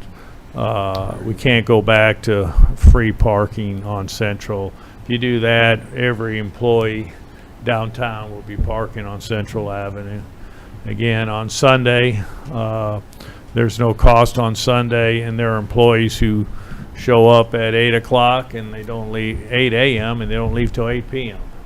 And that spot does not turn over. And that's the way it would be for most of the spots, if it was free throughout the week. So we're on the right course of trying to find a solution that will allow us to make it affordable, convenient, hassle-free, but also generate enough revenue to meet the demand for parking. let me ask this. I mean, we've thrown a lot of different things at Lance and some things to digest. Do we want to give Lance and Bill another opportunity to kind of massage some of this and then really have another work session on this? We got a little bit of time before the end of February. We could do it, at the next agenda meeting or some time before. Got to get ourselves enough wiggle room. Director Holliday.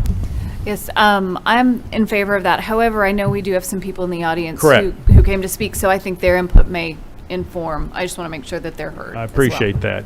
Director Webb? Thank you, Mayor. I was going to say just that. Okay. Well, let's go to those who had signed up. We'll begin with Crystal.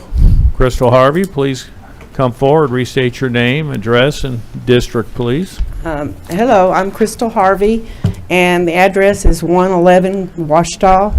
I'm representing the United Daughters of the Confederacy, Hot Spring Chapter 80, and I have spoke before y'all a couple of times in the last year. I've spoke to a couple of y'all privately, and in November I sent out a letter and a courtesy copy of the deed or the contract between the United Daughters of the Confederacy and the City of Hot Springs.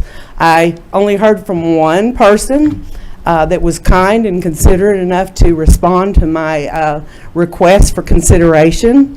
I would like to read part of the deed, and it says, "To have and to hold the same unto the said Hot Springs chapter of the United Daughters of the Confederacy, and unto their successors forever, with all appurtenances thereon belonging, and to be used by them only for the purpose of a Confederate monument and a spot of beauty. And the City of Hot Springs, Garland County, Arkansas, does hereby conveyant with the said Hot Springs chapter of the Daughters of the Confederacy that it will forever warrant and defend the title to the said land against all claims and encumbrances done and suffered by the City of Hot Springs, Arkansas, but against none other." By not allowing us to freely come and go that we have gone for 92 years to maintain that property as a spot of beauty, we, the daughters, consider this an encumbrance on us. Also, in this deed, there's no mention of an easement, and for this deed was, February will be 73 years. And for 73 years, the daughters have freely came and gone with what we would consider a prescriptive easement through the city's property to maintain the property as a place of beauty. When you drive into Hot Springs, I know that there are people that don't agree with the Veterans Memorial that we have in Hot Springs, but it's been there for 92 years, and it'll be there until we're all dead and gone.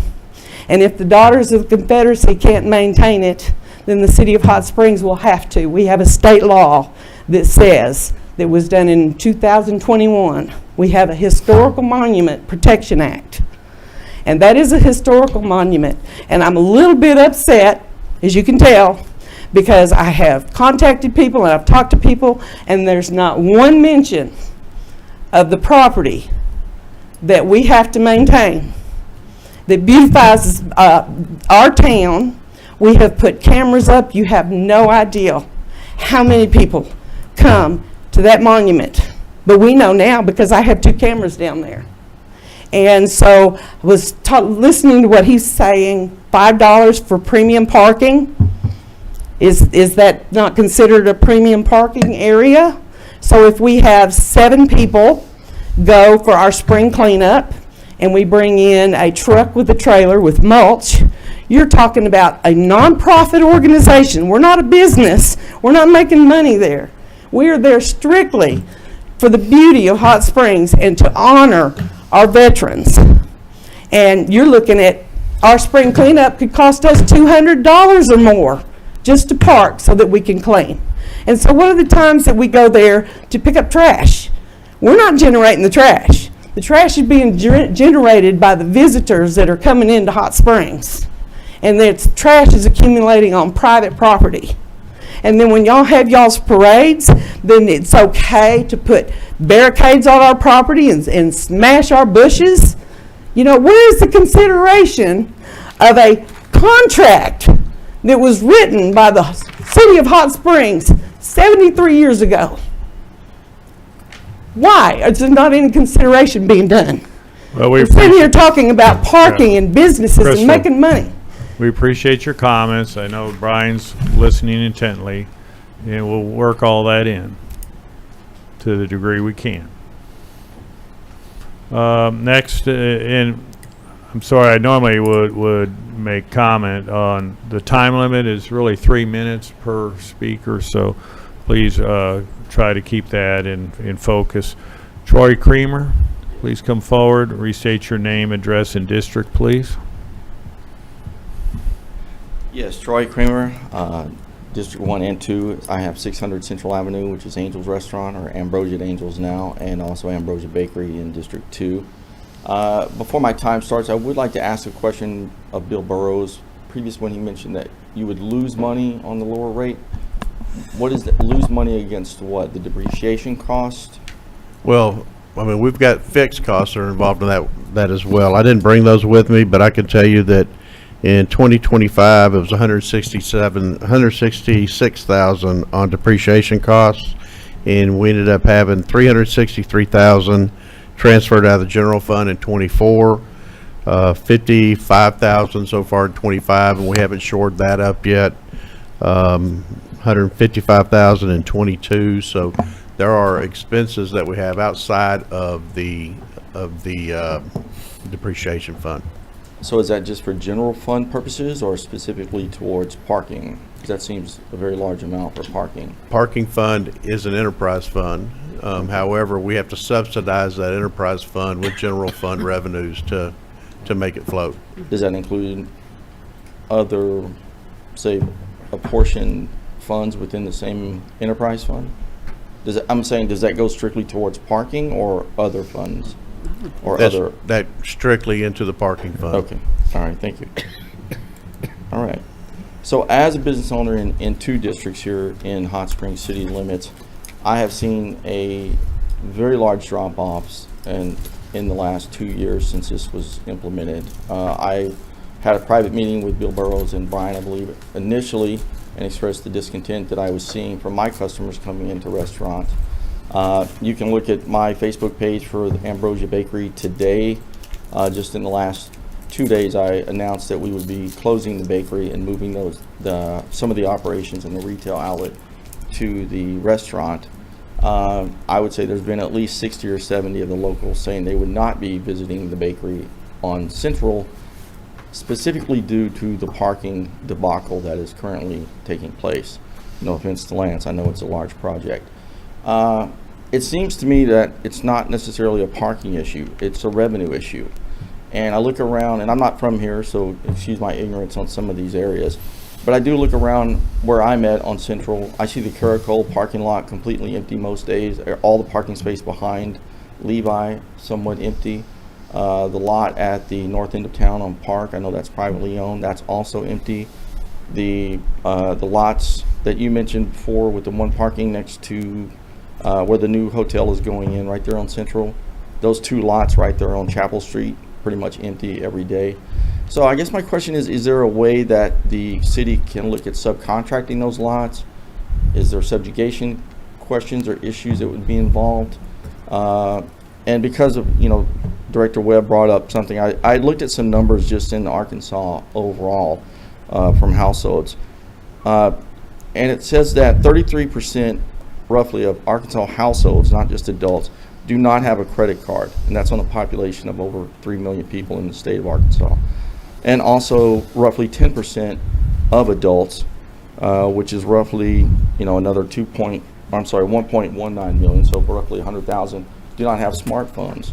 So I think in only allowing a smartphone and credit card combination to utilize the parking apps that we have now in the kiosk, it's really eliminating and keeping a lot of the people coming in. They don't have a tool to use it.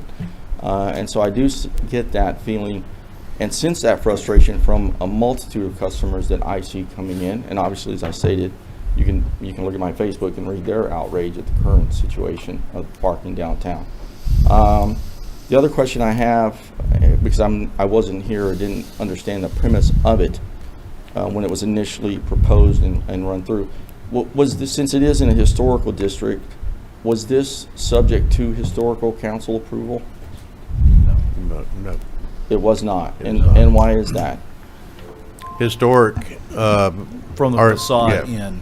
It's what now? From the Facade in. facade in. From facade in, okay, that would clarify that.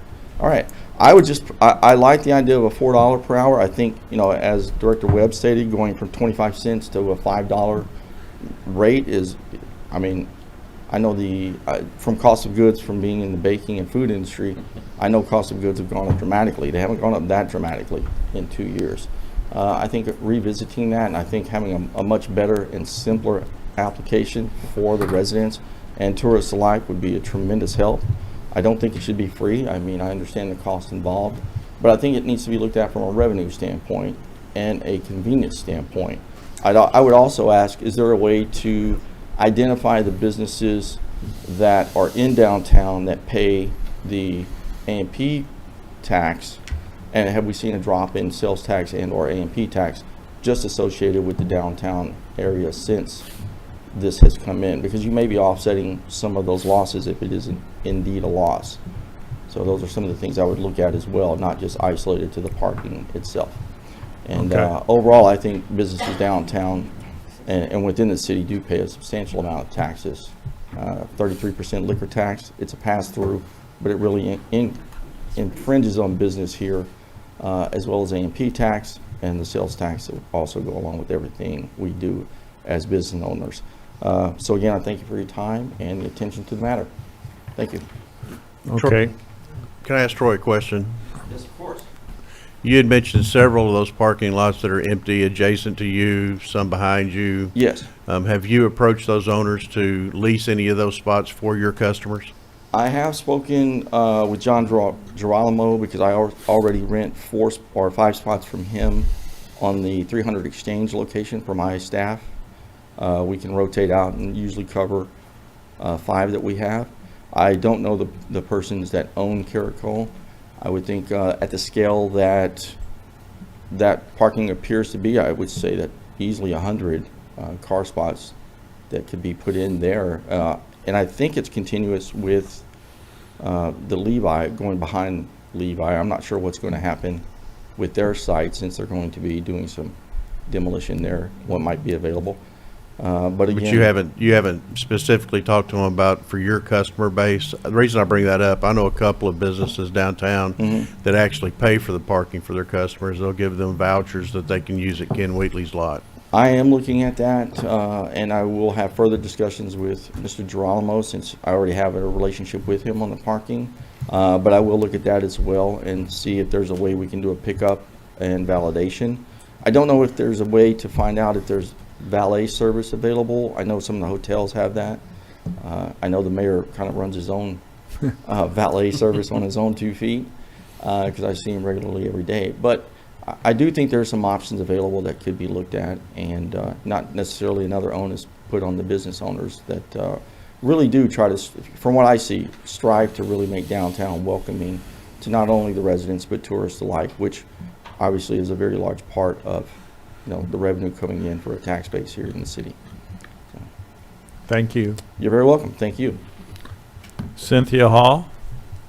Ms. Hall, come forward and restate your name, address, and district, please. Hello, thank you for allowing me to speak. I'm Cynthia Hall. I am at 825 Central. I'm with Hammer and Stain. I don't know my district. When I opened in 2020, my tagline is gather, create, laugh, and repeat. And I opened during COVID, and that was a very important, crazy time, when we weren't allowed to gather. So I moved downtown, and that's very important to me, is for people to come into my store because we are a DIY studio where people come in and make things.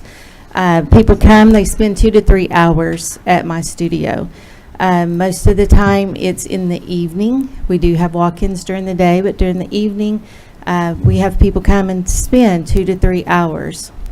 They can't go during this time and go eat somewhere and then come to me. and do something and make it a fun time. You asked for prayer, for wisdom to serve the people. And if you listen to the people, they're saying they're so against the parking. They won't come downtown. I'll be frank with you, from 2025, January 2025 and compared to January 2026, my revenue is down 63%. I can sit and I can watch and no one walks by my window. And I'm right there between the Malco and DeLucas. And you'll see very few people walk down the street now. Even with this weather being beautiful up until this week, people just don't come in. They're not coming downtown. I hear all the time, I don't want to go downtown. I'm not paying that. I don't know how to do that kiosk. We have people come in asking us how to do it, and we have to say, we don't know. We don't know how to do it ourselves. I have 3 employees that work for me. 2 are single moms. Well, one is a single mom, and the other 2 are single people as well. One only works 1 day a week. All 3 of them said there's no way we can pay that amount for us to come to work. And that is very disheartening. And they're like, we'll have to find other jobs. These are key people for me, for my business. I've got an enormous, incredible team. And they're like, I can't work downtown. One is, and then to say, you had said maybe shuttle off-site. My key time is between 5 and 9. So they can't take a break and go move their car but after 6. Because we have hands-on. We are right there with them all the time.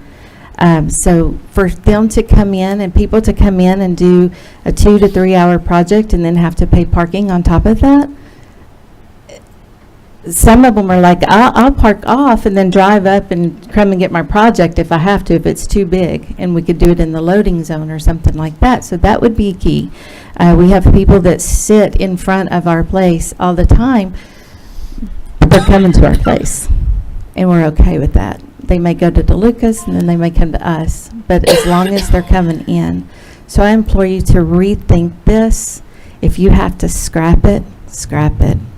Do something, listen to the people, because we're in we're in an area where we have 2 seasons. We have the local season and the tourist season. And right now the local season is not pulling our businesses, and that's going to reflect on no pay in the parking, and that is going to reflect on our sales tax. So thank you for letting me speak, and I just ask that you do ask for wisdom for all the people.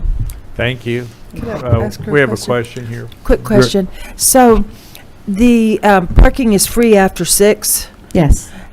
When did you move from Washita to Central? I've never been on Washita. Oh, I thought you were up on Washita somewhere. No, I was originally down on Central by Mary's Nails. Okay. And then I moved to Spencer's Corner. And then whenever the space came that I was street level, because people didn't like to do the elevator to go up to the 2nd floor on Spencer's Corner. That's what I was trying to get Yeah. at. Was it the move from where you were to downtown, or was it because of the parking? Because the parking we started charging when? April last year? No, I've been downtown for Okay. 3-4 years. Okay. I was confusing you with another one that was on Washita that recently moved downtown. Yeah, no. So is there any way that you could, see, I'm not sure that it's prime on up that way anyway, because we don't get as much traffic up there, up where you are by DeLucas. They said all the way to Olive, which is past me. So Right, there's- right. That's what I was asking was, is that considered prime up there? Because it's never been as trafficked as Right. from the 100 to, say, But the we're growing ARA. and we're fixing to have a That's hotel right across the awesome, street. and that's awesome. So then you'll have to pay more. So thank you. Thank you. Thank you. Mackenzie Simon, please come forward and restate your name, address, and district, please.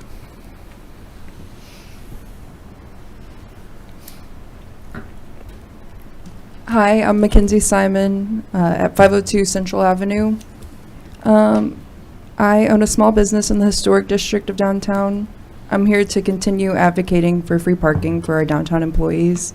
They work tirelessly for your downtown, Asking a barista or a high school student to pay $240 a year is cruel.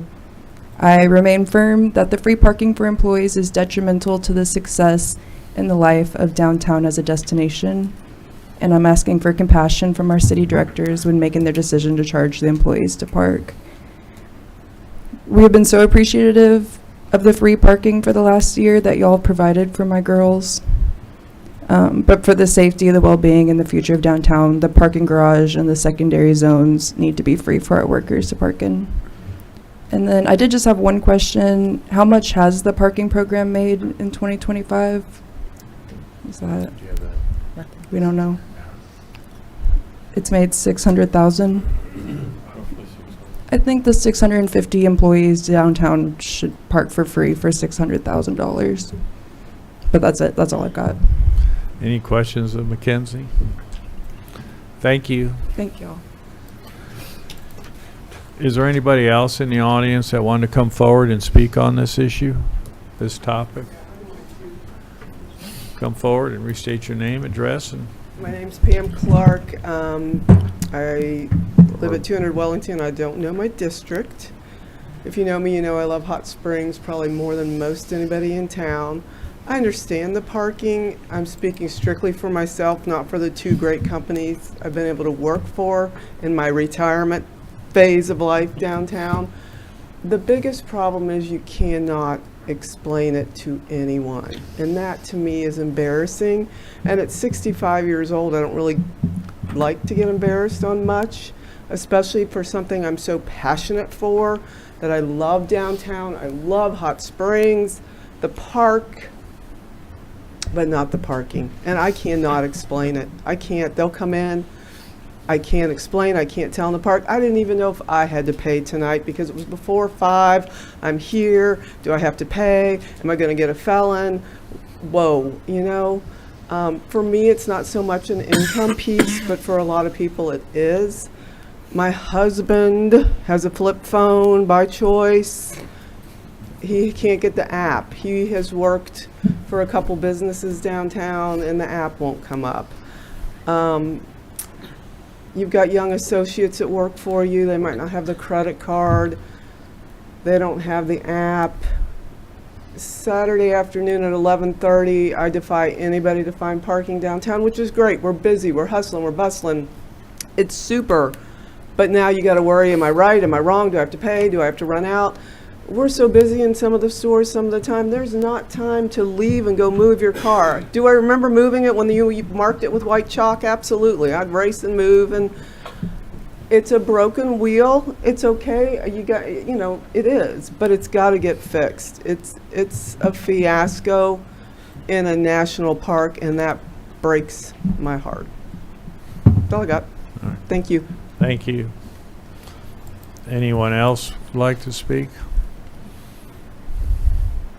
Come forward and restate your name and address or business. Hi, I'm Charlene Simon. I have Bathhouse Soapery, downtown District 1. First of all, God bless you guys for this situation and this topic. I do 100% agree that we need paid parking on Central, like the designated prime areas. I might go against the grain here and get beat up in the parking lot, but even if you went $5 an hour there, and removing the $1 or $2 nickel and dime from the second and third, just if we could tell customers it's $5 an hour to park on Central from here to there, and then where Washita, all of these secondary places are just still complimentary. I am totally grateful for everyone listening about us needing parking, the whole reason this is come up, but I think that the reality is kind of setting in that it's just too much for the employees. I have young girls as well. That a lot of high school people come on the weekends. They want to work downtown, work in these small boutiques. I mean, we're not paying anybody $50,000 a year career salaries to work in retail and food. These people are struggling already. And then again, just to put that burden on the business is also kind of a pain in the butt. So I would advocate more for Central. Yes, the employees should not be parking on Central. That should be open to customers. But Washita and all of those other streets. I would just simplify it if we can, and then just, we tried. But God bless you for taking this on and listening, and the passion tonight. I just feel like, yeah, thanks for listening and taking our opinions on this. So, Well, thank you. Thank you. I think we hit just about everybody in the room. I know there's a couple people that haven't come forward, but you're free to do so at this time. All right, so I'll close the those who had signed up. I did have a couple that signed up. Perhaps it was on purpose, but perhaps it might have been a mistake. Signed up under public comment regarding this, which okay. I put my name on the, in case I couldn't address a certain, I didn't know how limited the. Yeah. Okay, so you're fine. But Crystal, did you want to talk under public comment? I already spoke with y'all with public comments twice, and I just hope that, I apologize if I seem upset. Well, you're passionate. I appreciate you listening to me, and I really do think that y'all need to take us into consideration since we have a deed and a contract with the city of Hot Springs, and I appreciate that. Thank you. Okay, Director Garcia. Thank you, Mayor. I wanted to say I support your recommendation and bring this forward to a work session. And I've heard several comments and recommendations that I would like us to have a work session and look at additional options for, I really like what was brought up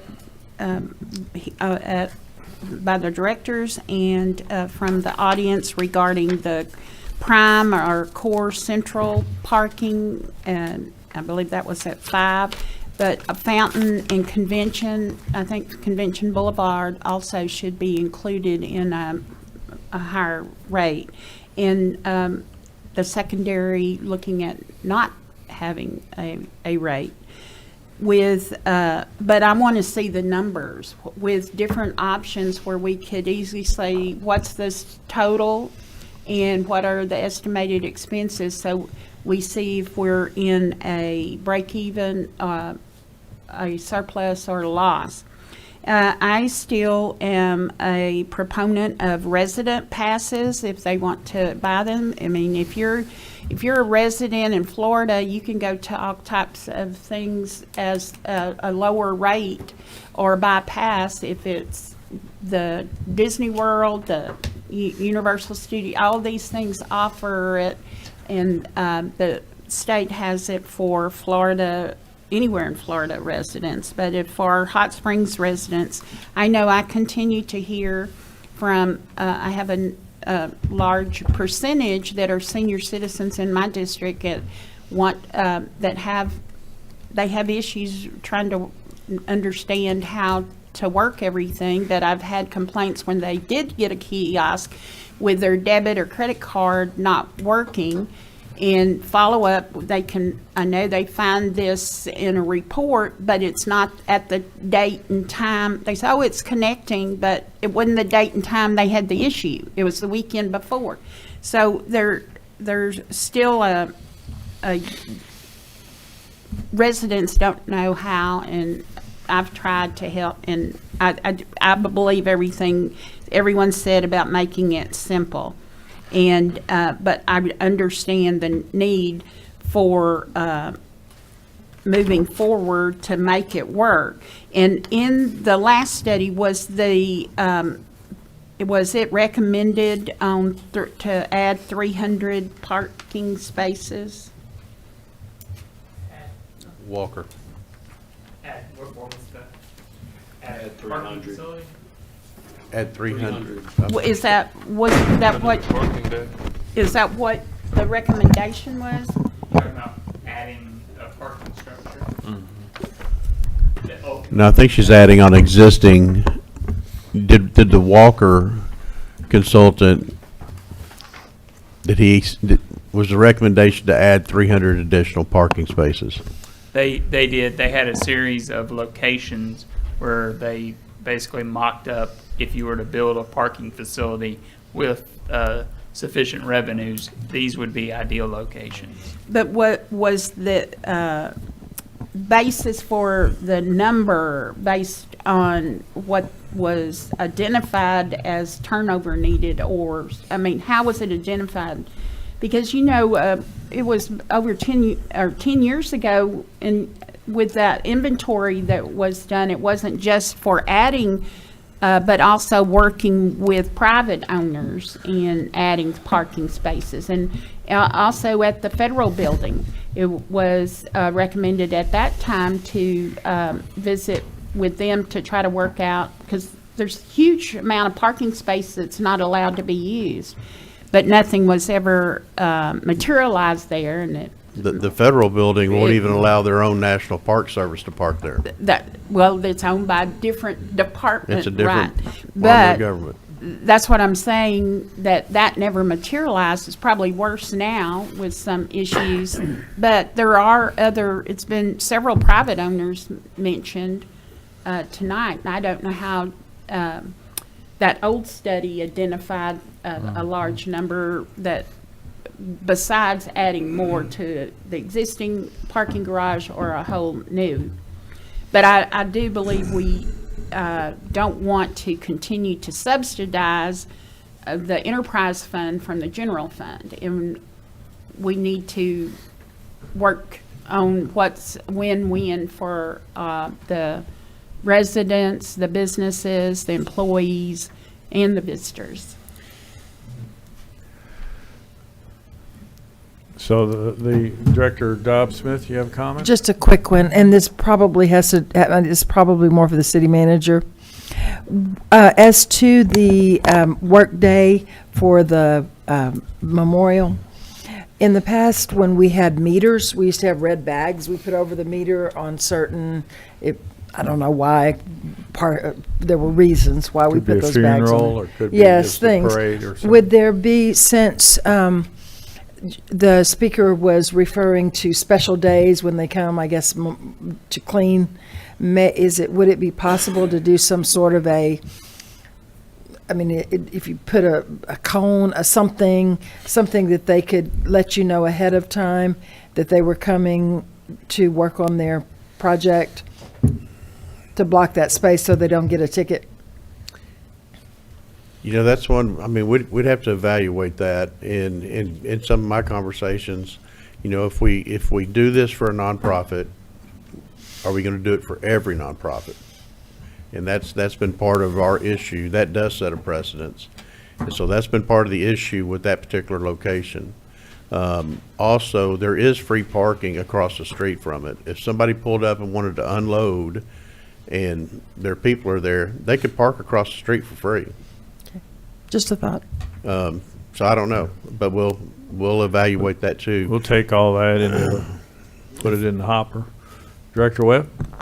Thank you, Mayor.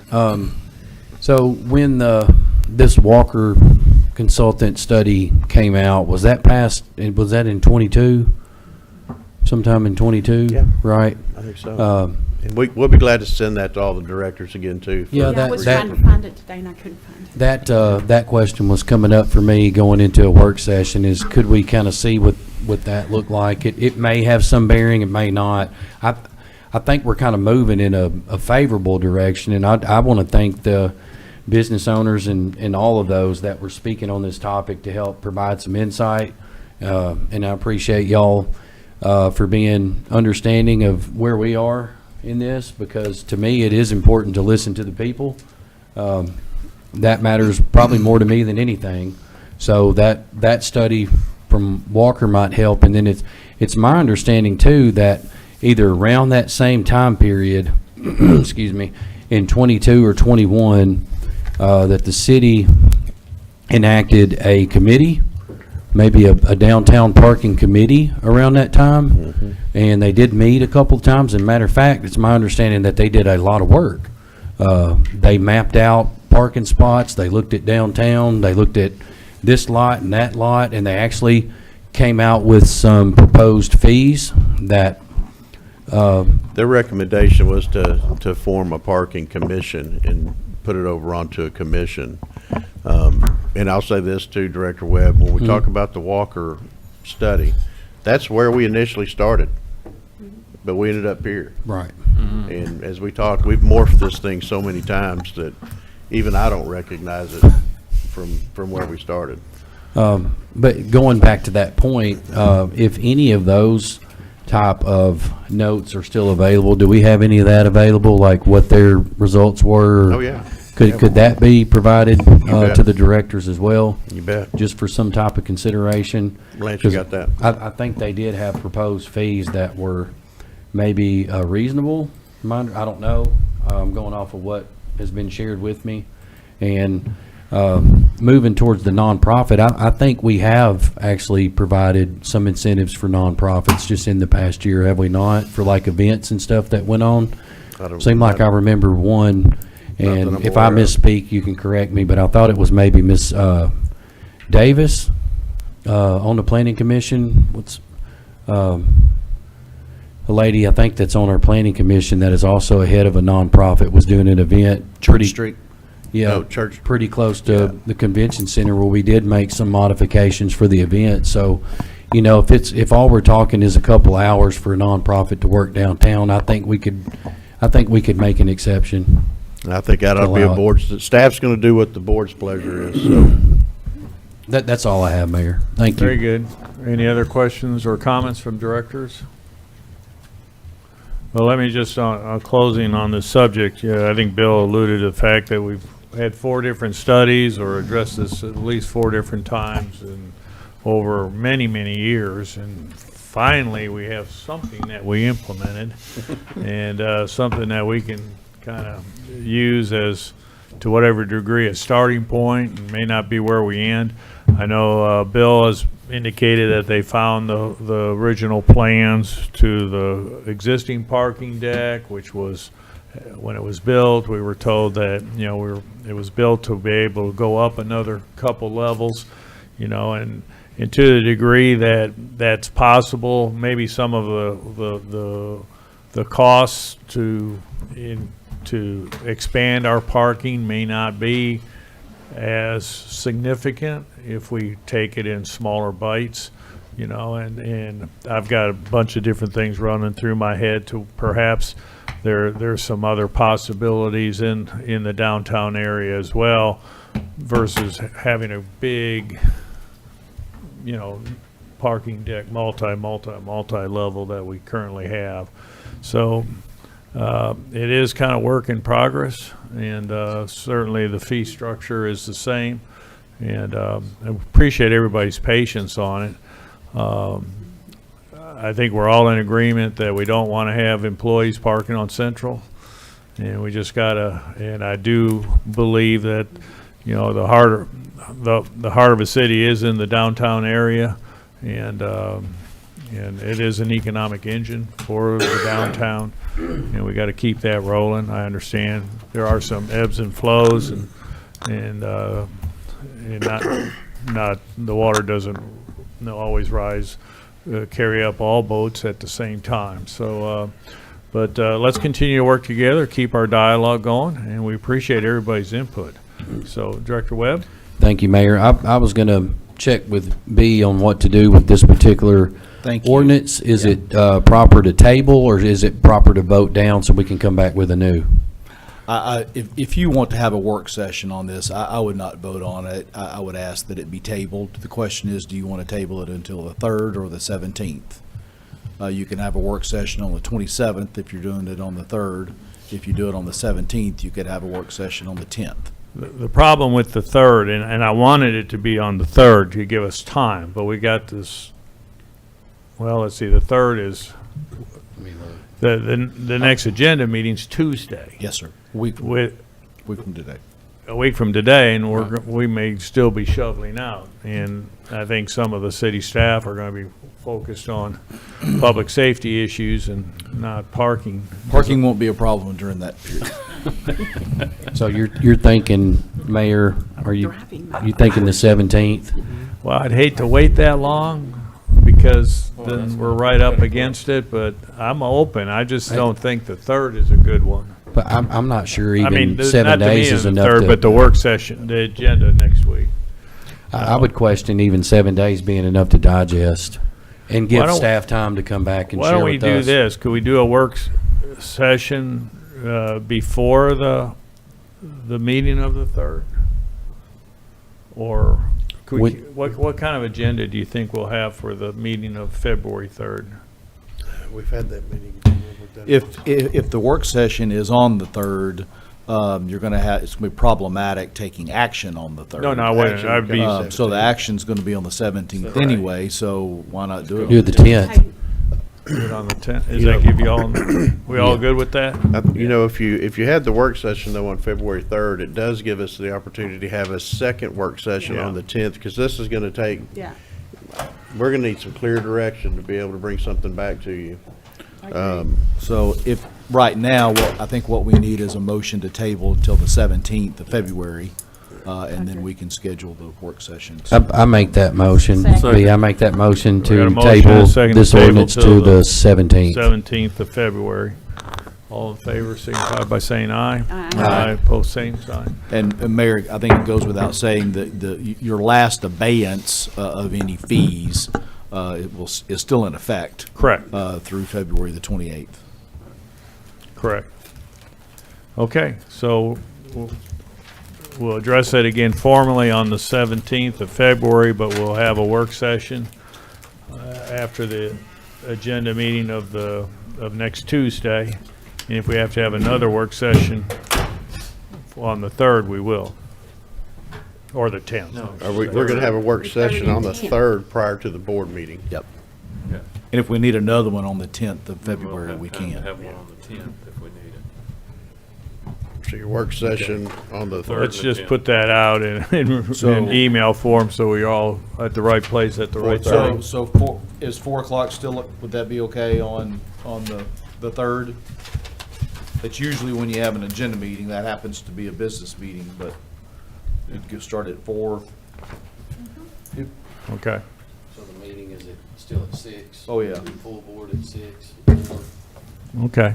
Between now and then, staff needs to get you a copy of the Walker report, a copy of the parking committee's report. Is there anything else staff needs to do for you between now and then, other than? Do you have the inventory of the privately owned lots or properties that? Yes. Okay. that are I think private that was lots? part of Walker's. We have those. Yeah. That include all of them mentioned I think it tonight? did. Okay. And I'll try to see, the architect that did the design for the current parking deck is still here. I mean, he's local to Hot Springs. So we'll try to get in touch with him, ask him to re-review those plans and see if there's an option that it can be retroed with 4 more floors. And we'll at least know whether that's doable or not.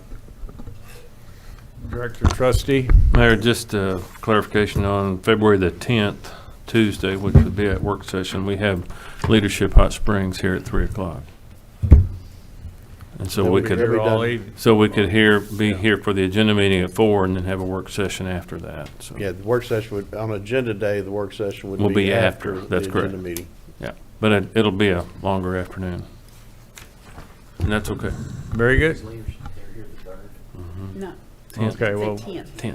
get that all scheduled out and send us an email so we can make sure we load it up in our phone, unless you have a flip phone. Pardon?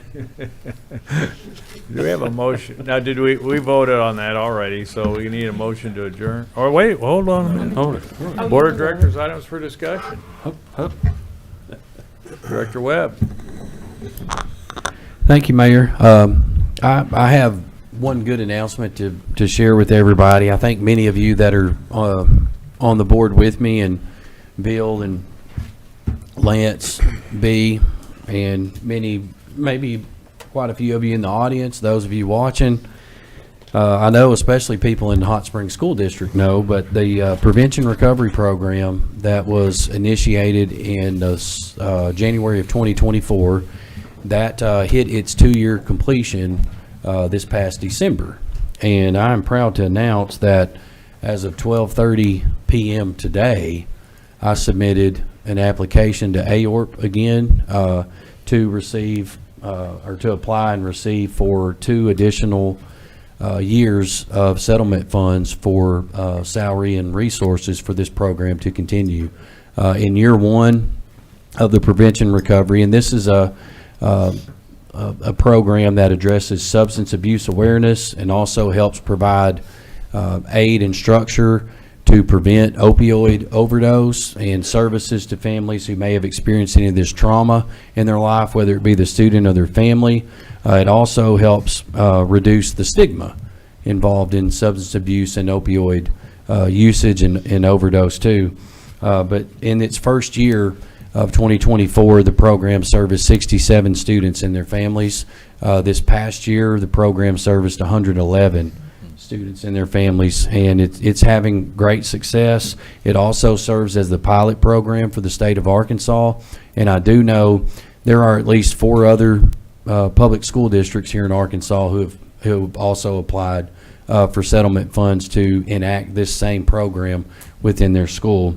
The difference between what we're applying for the next 2 years versus the last 2 is that because of the success and the increased numbers, and our current program coordinator, Anthony Tidwell, being faced to provide services at 2 campuses, we did request to have another prevention specialist so that one could be assigned the junior high campus and one the senior high campus. So I'm very proud of this program, and I owe a lot of thanks to a lot of people here in Hot Springs for the help.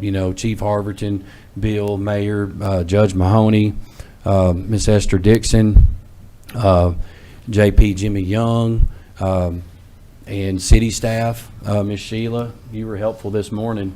You helped me put together the final piece, which was something as simple as 2 signatures, but that piece mattered. So I appreciate you being available this morning. Sheriff McCormick too, very helpful. And the list literally keeps going on, so if I left somebody out, I want you to know I thank you. And I look forward to bringing you back some good news as we continue down this path. And I just, want to provide an encouraging piece for maybe any other public school districts that are making the consideration of doing this program, that they can schedule a time to tour what we do here in Hot Springs at the Hot Springs School District anytime, and Anthony can take that person around, that school affiliate around, and show how our program works, because its #1 priority essentially is to save our children's lives and to keep our youth away from drug usage. So thank you. Very good, thank you. Any other items for discussion? Director Garcia? If there's no further comments, I move to adjourn. Second. We have a motion and a second to adjourn. All in favor signify by saying aye. Aye. Aye, opposed, same sign. We are adjourned. Thank you all.